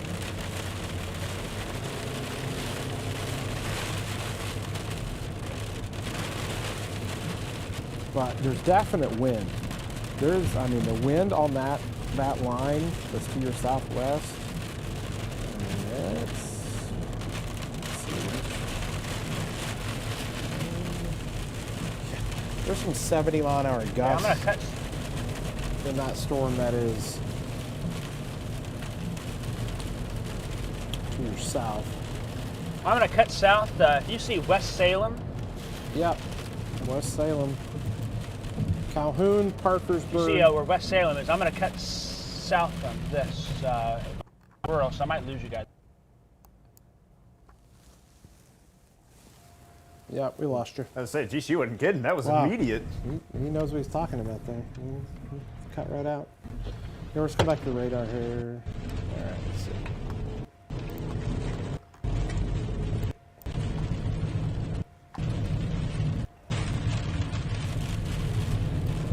I'm trying to come back to West Salem.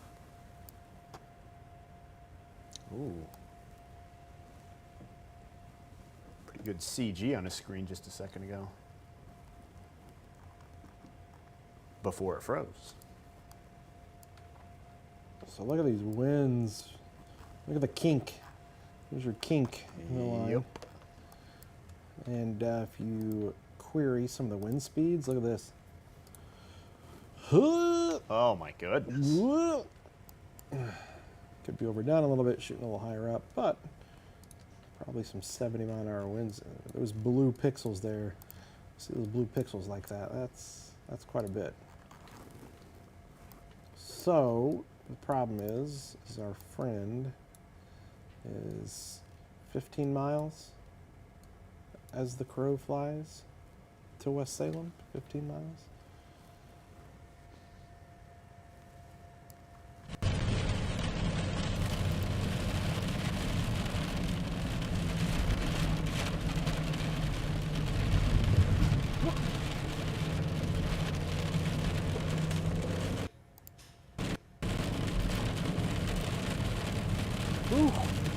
Y'all hear me? Yep. All right, I'm driving south. I'm kind of in some county roads due north of West Salem, so this road will take me right into town, and we'll see what happens. GPS tells me, pull that back up here, tells me I am 13 miles away. Just for reference here, I decided to cut a little earlier because I didn't want to, I wasn't going all the way into Allen. I think I got a little bit of head coming down now, if you hear that. You're not back to Olney yet? I turned south before Alney. So if you look where West Salem is, I am due north. I'm taking a road. Oh, so you're on, okay, you're on a, I don't know what road you're on. What's the name of the road? I think it was Primrose or something like that, maybe where I turned off. Let me see, I'm passing a sign. I'm at 900 north and 100 east, maybe 1500 east. It's hard to see in the darkness. But if you find West Salem, it's the county road that goes all the way straight north. Straight there. You go straight there.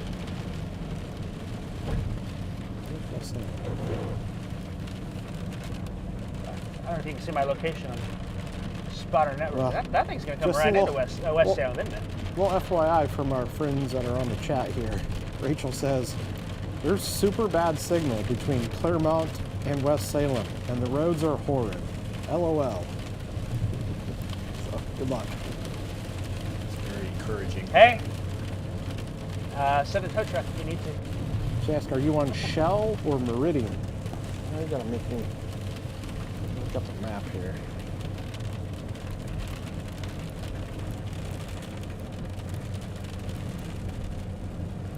It's going to be County Road. Are you on 1500, maybe? 1600. County Road 1600 East. 800 North and 1600 East. I just crossed Mount Pleasant Lane.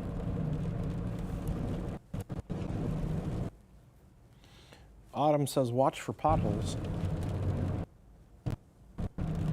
Good looking out. See, talking about the whole state of Illinois here or what? Okay, yeah, you're on Highway 12. Okay, gotcha. Is that what this is?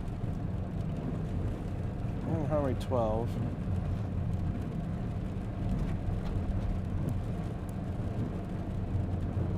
.130, I think, is the highway that goes south from Olney. That is to my west a couple of miles.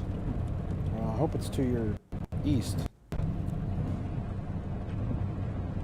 If you're traveling south. I am east of it. It is west of me. Does that make sense? So I did not make it back to Olney. Oh, yeah. Heading westbound before I got to Olney, I cut south. Calhoun's going to be on your right.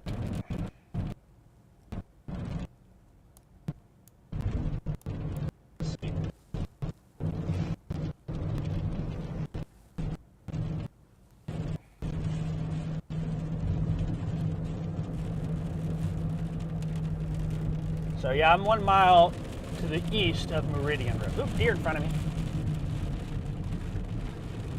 Gotta be a way to get a new swim tractor.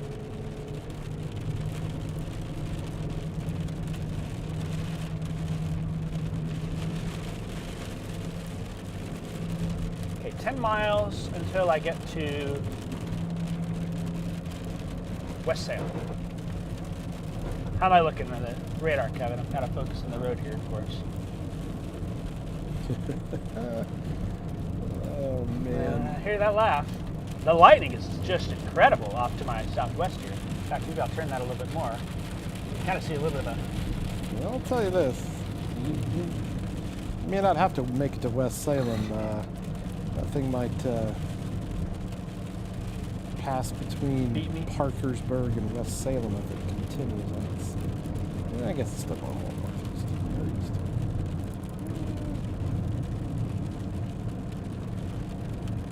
Okay, this sign says I've got to turn right. If it's a gravel road in front of me, I may just go back all the way to the... that's weird. Right. There's a nice kink in the radar there. Yeah, I see it.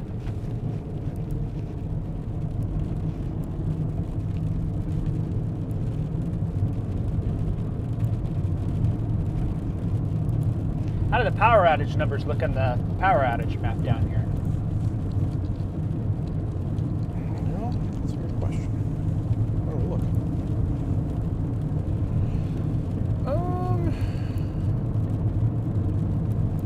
Not horrible. Way more towards the St. Louis area. Mount Vernon, definitely. Mount Vernon area got it pretty bad. That looks to be the worst.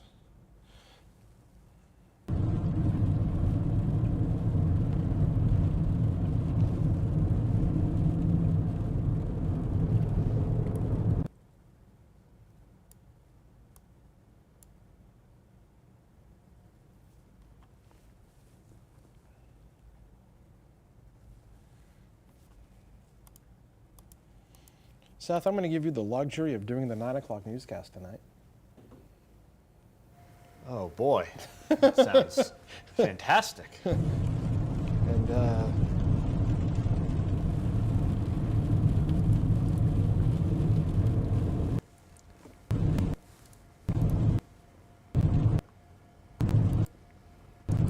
what about the 10? I will still be around. I was thinking of going and running and grabbing us some food if you would like. It's not a bad idea. I would not be against that. If you do the 9, I can go grab us some... sounds like a fair trade. Some food, since we have not left our perch in many, many hours. Hey,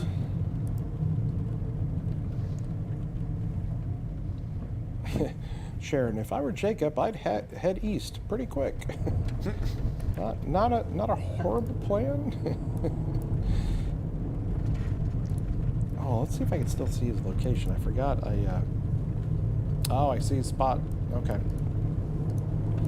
So he's going to be getting to Parkersburg. I see where he's at now. Okay, that helps.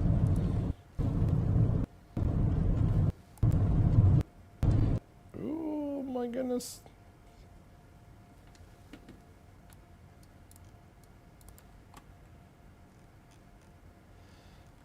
Well, our friend is going to get in some wins, that's for sure.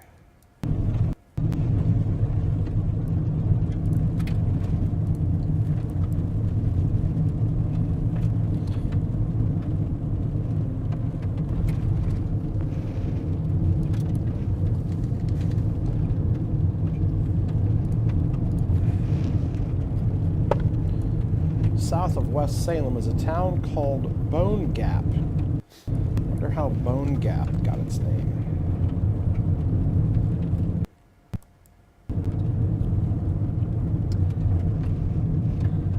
Y'all hear me at all?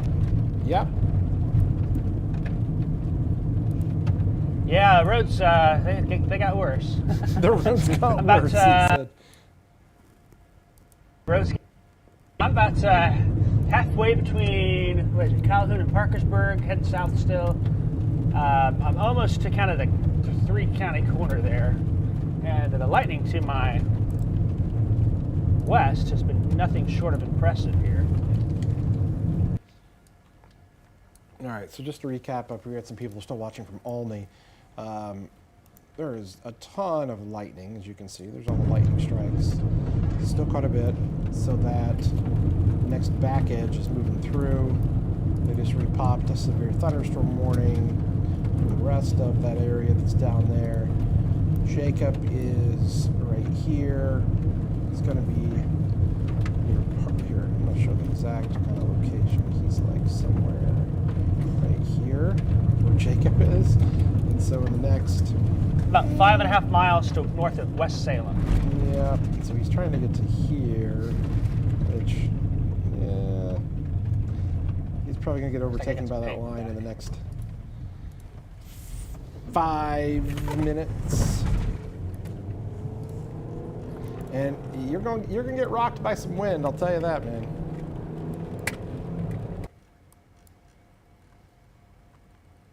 Be some decent wind.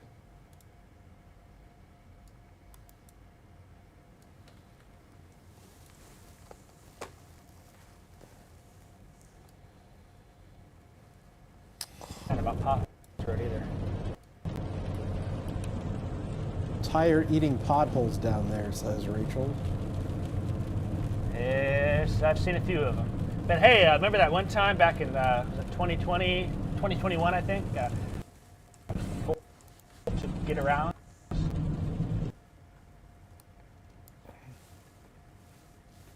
And he's gone. This is connection. He is down there, man. He's down there. Oh, is that a lightning or a power flash? That's a pretty intense line. You might get into a little bit of hail. I bet he gets into some quarters. He might get into some quarters over there.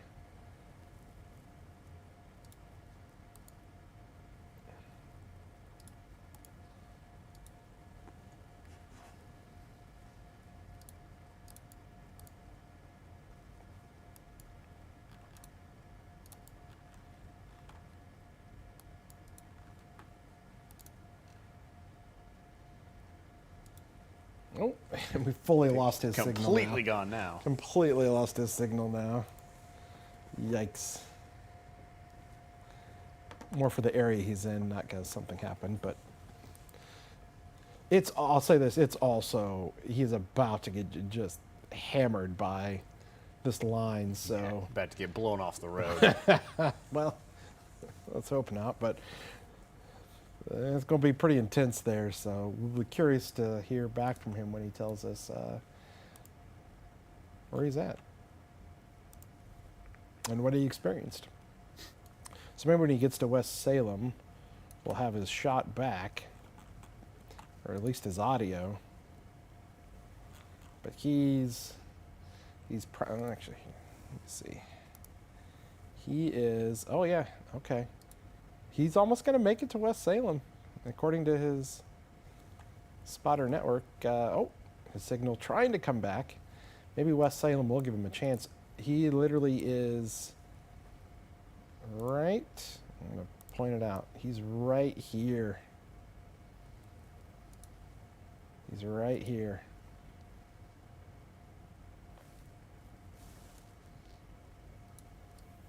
And traveling south, and this beast, the old storm tracker, is about to see it face the test. Yeah, face the test here. I mean, there's some hail in there too, because you can see this is going to be some hail, probably some quarters. So, and yeah, he's right there.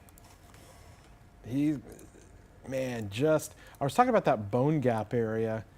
There is some wild winds down there. Now again, keep this in mind what I'm about to show you here in a second.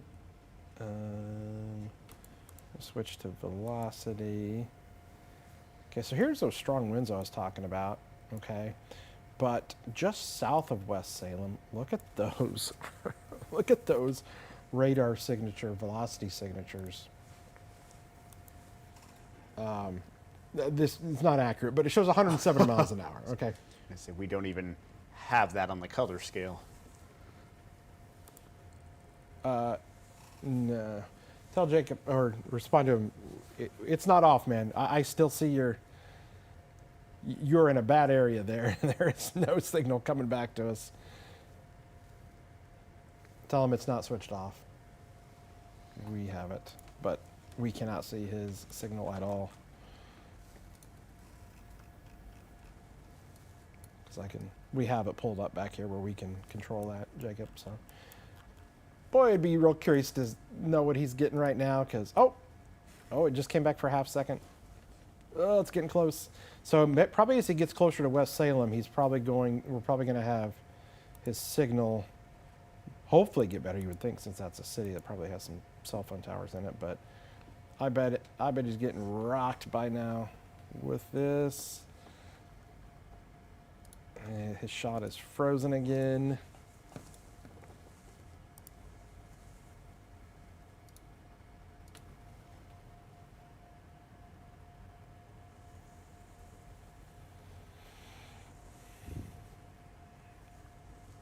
He should be in West Salem right now, or close to it. Maybe he pulled off, because now it shows him.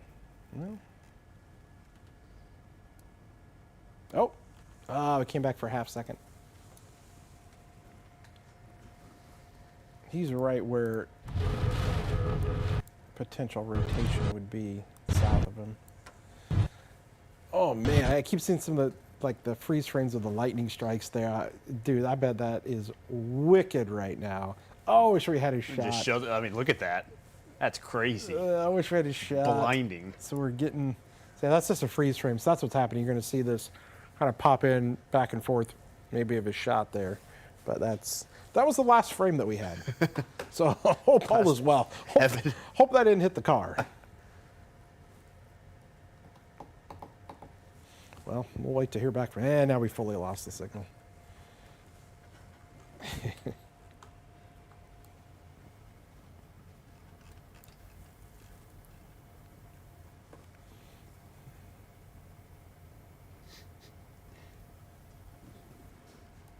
Just sent us a text, and all that it says is insane. Really? Yeah. Okay. One word. Insane, he says. Yeah, well, hopefully he's rolling on there, because we can't see his shot. It keeps going in and out. Oh, and now Michael's in here. Uh-oh, ladies and gentlemen. Michael's in here. Michael is giving me a look. But he's going to want to. We're streaming on the web.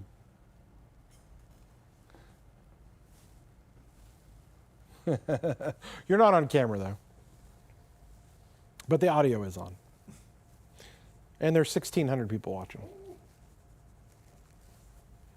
You needing to switch our batteries, aren't you? Okay. We will do that. Stand by.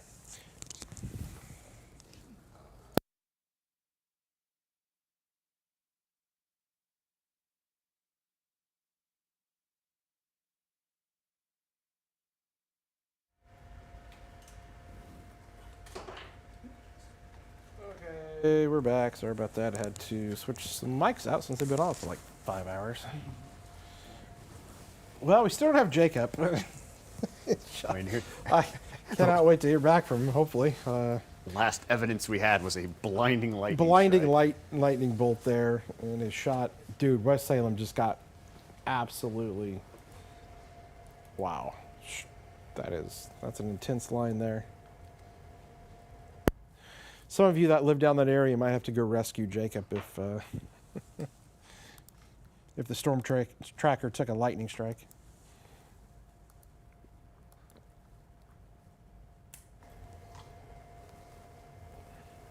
Bone Gap, man, I'm telling you, Bone Gap is just, this is wild, seeing the velocity down there.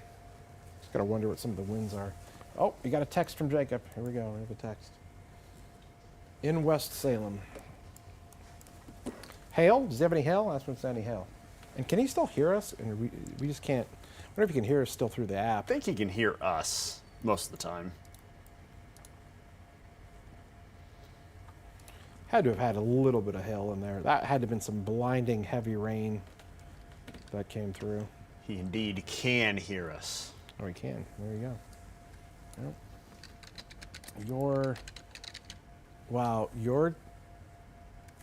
Your TVU shot doesn't even have anything registering. Like, usually we can see the signals from some of the cell phone providers, and they're like zeroed out. There's nothing there. He says easily 60-mile-an-hour gusts. Oh, yeah. All right, well, I might go pick me and Seth up some food, since I believe the chase is over for Mr. Dickey. He might want to find a hotel in Vincennes. Have him drop over to Diedrich and spend the night at the parents' place. Yeah, okay. All right, well, I know a lot of you have been here with us on the stream. There's still 1,600 of you on here, so I want to leave it on, and at least and we'll see if we get a report back from Jacob. He can explain what he went through, but he's in a bad area that we ain't going to get a signal for a bit, I'm guessing. Guessing Bone Gap doesn't exactly have the stellar cell phone coverage down that way. But we'll keep this up for you guys that are still watching. I just want to do this real quick. This will be kind of fun. Radar over the last 6 hours. Wow. Look at them storms. That's what it's looked like. That's what we went through. Storms really fired in the area that a lot of the models did say were going to happen. Some hail reports, some funnel cloud reports. We always kind of thought that this may not be a big tornado producing day. We didn't have the backed winds like you need. But intense storms for mid-March in what is typically, well, it's still considered winter. It's still winter until Tuesday. So it's winter. Wintertime severe weather. So, all right. If we get Jacob back, we'll pop him up. But, oh, got an update from Jacob. Oh, he's got some tree damage. Wow. Flags ripped off poles. Sheesh.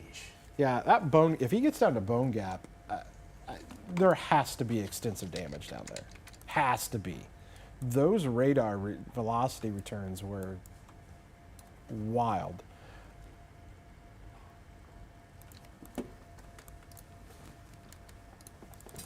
Let me see those again. Yeah, those radar. Yeah, those were. Yeah, there's no way that Bone Gap isn't. Again, and I am not familiar with Bone Gap, so let me. Bone Gap, Illinois. Population 181. There you go. In Bone Gap.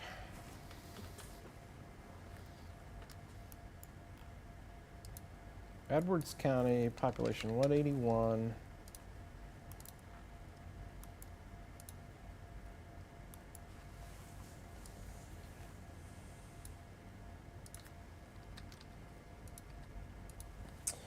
The village was situated in a gap in the tree line. There you go.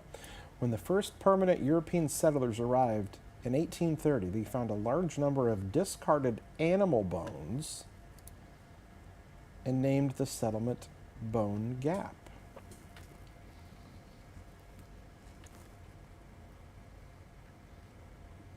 Well, I have a feeling that there's not going to be power down in Bone Gap. I would almost venture a guess to say I almost guarantee it. And I don't know who covers the power down that way. The Bone Gapians. Yeah, I don't know if that's a Ameren or not.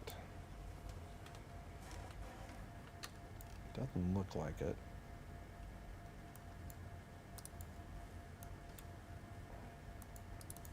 Let's do this.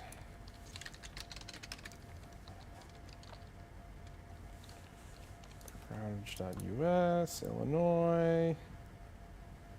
Let's see, Edwards County. Edwards. Jeez, he's down there. Okay, Edwards County. Oh, it is Ameren. Well, that's going to get updated. There's no way that they could have. Now, again, unless everything's underground, which maybe it is, they got rocked by those winds, according to radar. He's getting gas. He says the lightning is insane. And oh my goodness, Jacob, look at the radar signature east of West Salem and Bone Gap now. Oh man, yeah. That's looking pretty good. Here, look at this thing. Friendsville. Uh-oh. That storm is not your friend. That's pretty good. That's going to be near Allendale, Patton, just north of Mount Carmel, Illinois, actually. That's got some rotation on it. That's going to be a tornado. Let's see. Oh, yeah. Well, that's way far from him, but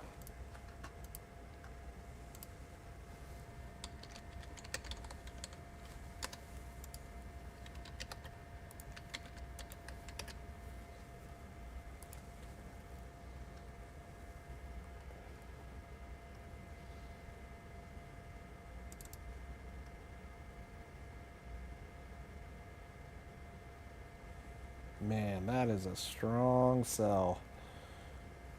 All right. It's your classic kind of QLCS. And there You goes get the this. warning, yep. Yep. There's your classic little nub. We call it a front end nub. Right here. Just a classic signature for tornado.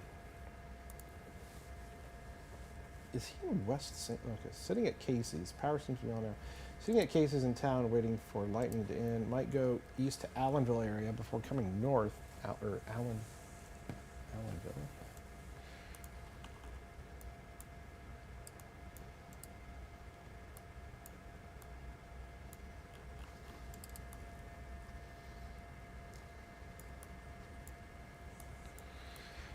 Confirmed. That's an interesting. Oh wow! Yeah. Look at that. That's kind of interesting. I'm not confused. sure what's going on there. Confused with that one. That's an interesting confirmed one. Well, there must be some CC or some. Let me see. Must be some. What you call it? Correlation coefficient dropout, maybe. No, I'm not seeing that. Weird. I think that's the Indianapolis. I think office. that's where it divides. I think Lincoln still covers Yeah, that's probably this side of the border. So that's it's probably, the Indianapolis office that just issued the confirmed. but they can't cross the border and And get it that's where it actually is. along the old Wabash River. Makes that a little more tough. But they went with the confirmed. They must have got a reporter. I don't know.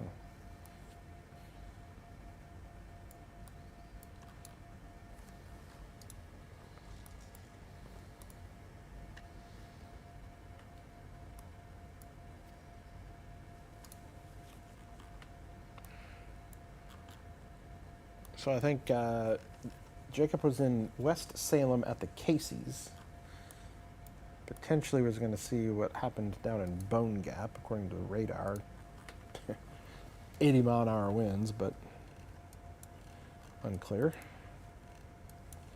See if any Ameren outage stuff shows up. And he's on the move again. We still don't have a shot.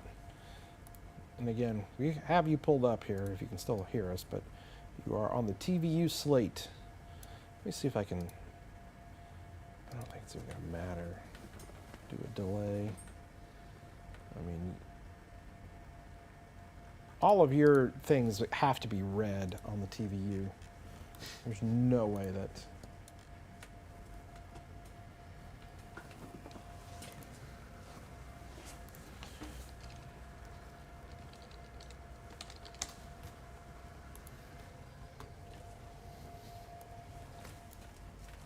Oh, bone, or nope, that's not right.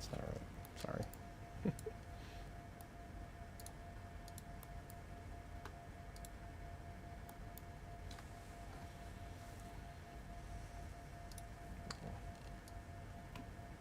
Vernon City has one green.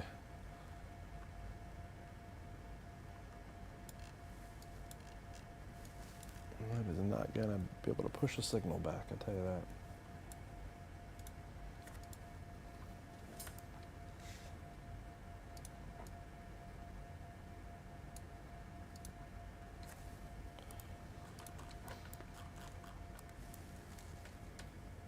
Oh, we have a cell phone. Hello. Well, hey, I figured we do it the old-fashioned way and just talk by telephone. So how was that storm when it came through? Well, I tell you what, that was a real whoosh of wind, and that came through. There's probably about 5 minutes where I couldn't see anything with the visibility that was in place. Had a little bit of hail, wasn't terrible.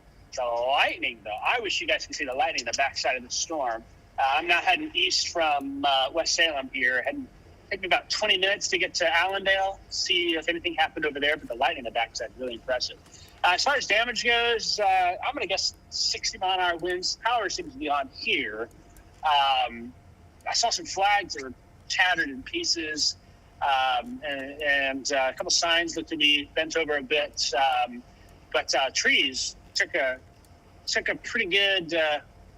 They looked a little thin in some spots. Now, what helps here is with the wind being strong, there's no leaves for the wind to grab onto, so it can kind of whistle on through pretty easily, a little easier than, say, in the summertime. But there are definitely a lot of limbs down. I sent you that one picture, so thought I'd just call and be like, hey, that's what's going on. I got some footage, too. I'll have to edit it and share it tomorrow. Because for a little bit, I couldn't even see the road in front of me. I had to go about 5 miles an hour to get on through. So that's kind of what we're dealing with down here. We saw the last frame was like this gigantic bright flash of lightning that looks like the storm tracker got hit, so we were wondering. You probably thought, oh, it's the end of the storm tracker. It was close, man. We were like, uh-oh. Yeah, I mean, it must be bad down there. Like, we can't even get anything from your signal, just in terms of, Yeah, it says it's offline right now. My things are all green, so I don't know if you really can't even see anything or what. I've got one green tower, the rest are all red. Yeah. Yeah, if only one of those are green, then there's no way it'll get a signal back. You got to have at least two. I got full service, full bars in my LTE and my cell phone. So that's interesting. Are you AT&T? Yeah. You're AT&T? AT&T, yep. Okay. So, what that storm look like with the tornado to my east? Confirmed damage, CC drop, anything like that? There seems to be. I mean, it's rain wrapped pretty good. It definitely looked. Yeah, it looked real impressive there. Real good there. Probably. What is that? Just looking. Tell you, the lightning is just incredible. All these anvil crawlers just dancing across the sky and constant electricity flashing. That's pretty impressive to see. So, yeah, lights seem on where I am now still, and I'm heading east. East of West Salem? Yeah. I've kind of snaked through. I'm at 1050 east on the road on the north side, and then on the road about 3 miles east of West Salem. Gotcha. Well, that storm, I mean, I didn't see much of a CC drop. I mean, it's great looking on radar. Maybe there's one. Oh, maybe. Is that it? Well, text me a coordinate and I'll go do a little investigating. Oh, is there a river there? Or do you have to cross a river? I am crossing a river right now. Just crossing. It's more like a small creek river of some sort. I think that's the county line, if I remember correctly. Yeah, I just crossed the county line there where that river is. So now I think it's Edwards County I'm in, where Mount Carmel is. If you're coming out of Edwards County, you're going into Wabash County. Oh, Wabash County, okay. You were in Edwards County So if you just crossed Gotcha. over, Yeah. you're in Wabash. Looks like I'm going to go up the floodplain, up the riverbank here in a second, so maybe I get the thing back on. Pull some service from somewhere else. The Berryville Christian Church is just to my north. Yeah, that thing went through a real rural area down there. I don't see anything.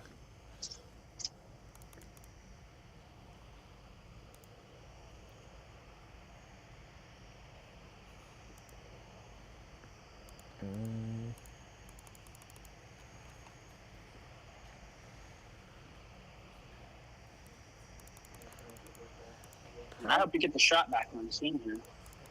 Because the lightning is just still on. I don't know. Seth's going to do the 9 solo, and then, yeah.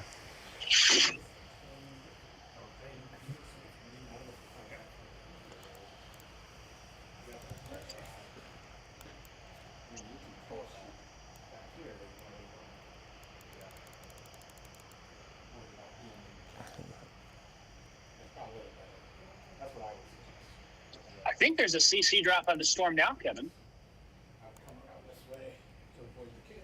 Yeah. There's something.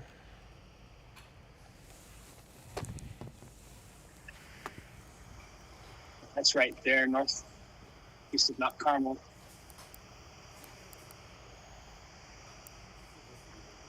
Why did I drive this far south again? I don't know. I do not know. Because every storm you got to, it looked great, and then It's kind of like a sad balloon. you've been around Seth too much. Yeah, something. I'm enjoying myself, though. It's a nice evening drive. Yeah. The lightning is just gorgeous. I mean, it's incredible to see the lightning just dancing across the sky. Yeah, it looked like it's pretty crazy just through your shots there. Am I back online or no? No, here, I'm not even going to, I'll even stop and reconnect. Hold on. I'm thinking maybe I got. But I think the power is out in this area. That would make, this would make sense. If like some of the cell phone towers are out. You're going to be in an area where Hopefully you get close enough to Mount Carmel to pick up a little service. Kind of looking here. There's a house back there. It doesn't look like any lights on. There's one over there, but I can't tell if that's security light. Okay, yeah, there's houses here with no power, so that's got to be what it is. Yeah. For the record, I'm on Highway 11, East 500 Road now. Actually, that's probably. You're on what? Say it again. Just switching to Highway 11 and East 500 Road. All right, I still have your spotter network position too. Okay. Looks like you're just south of Lancaster. I think I saw a sign for that a little earlier.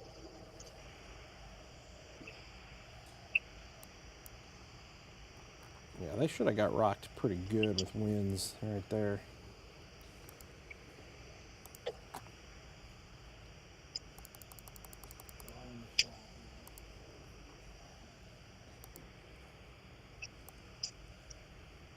Ooh, there might have been a CC drop south of Lancaster. I don't know. Maybe not. It's tough. I'm coming up to a town of some sort here in front of me. Hey, I should be able to come back online. What are you near? I got three greens now.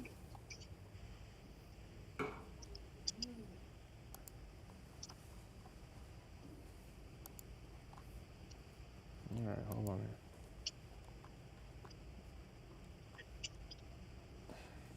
Nothing. I don't see anything from you. This is. Okay, back to two of them went back to orange.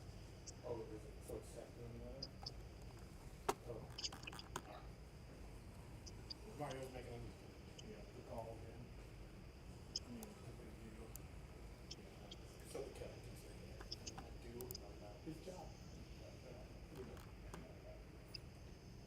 It looks like this little town. There's a four-way stop here. Allendale. This is Allendale? Oh, this is, 4 minutes. I think this is Lancaster. Where is this? Yeah, that's Lancaster. You're in Lancaster. Okay, I'm in Lancaster now. Okay. I saw the fire department right there. I think it was the Allendale number 2, so they must be, yeah, Lancaster Church of Christ. Okay. There you go. Lights are on here. Things look good. Oh, he's got Christmas lights on still here. Wow, that's a pretty impressive display. Man, they got the whole garage and everything still. Okay. So if I keep heading east here, I shall come into Allendale. And we'll see. Is there any CC drop on this side of the river at all?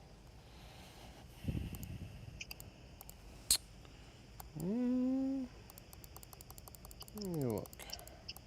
Maybe give me a swath of where I should, a couple roads I should go investigate, feeding for wind.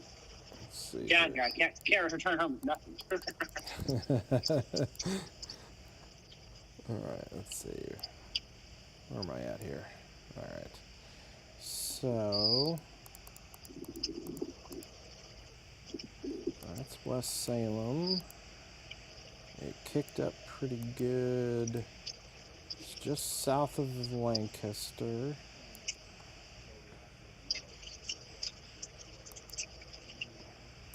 I mean, it looks great. It's just going through nothing. That's the problem. I mean, that is straight up farmland. Patton.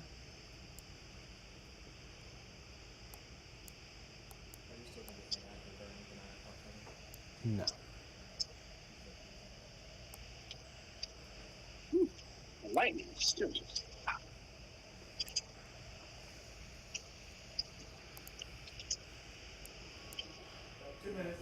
And I just don't see. I mean, yeah, it's pretty rough. Maybe when you get to Allendale, there's Highway 1. Yeah. And then between Allendale and Patton is where probably there could have been something. Which direction is Patton from Allendale? Southwest. Southwest. But, yeah, by a couple miles. Okay. So I might go south and route 1 to Mount Carmel, and now I'm going to have to find some food there. Yeah, that's probably your best bet. Okay, well, right. Seth's going to do the 9. I'm going to go run and get us some food for ourselves, and but we'll check back in with you here in a little bit. All right, I'll catch you later. Later. Dude is down in Mount Carmel. You gotta love it. He really went for it. You gotta.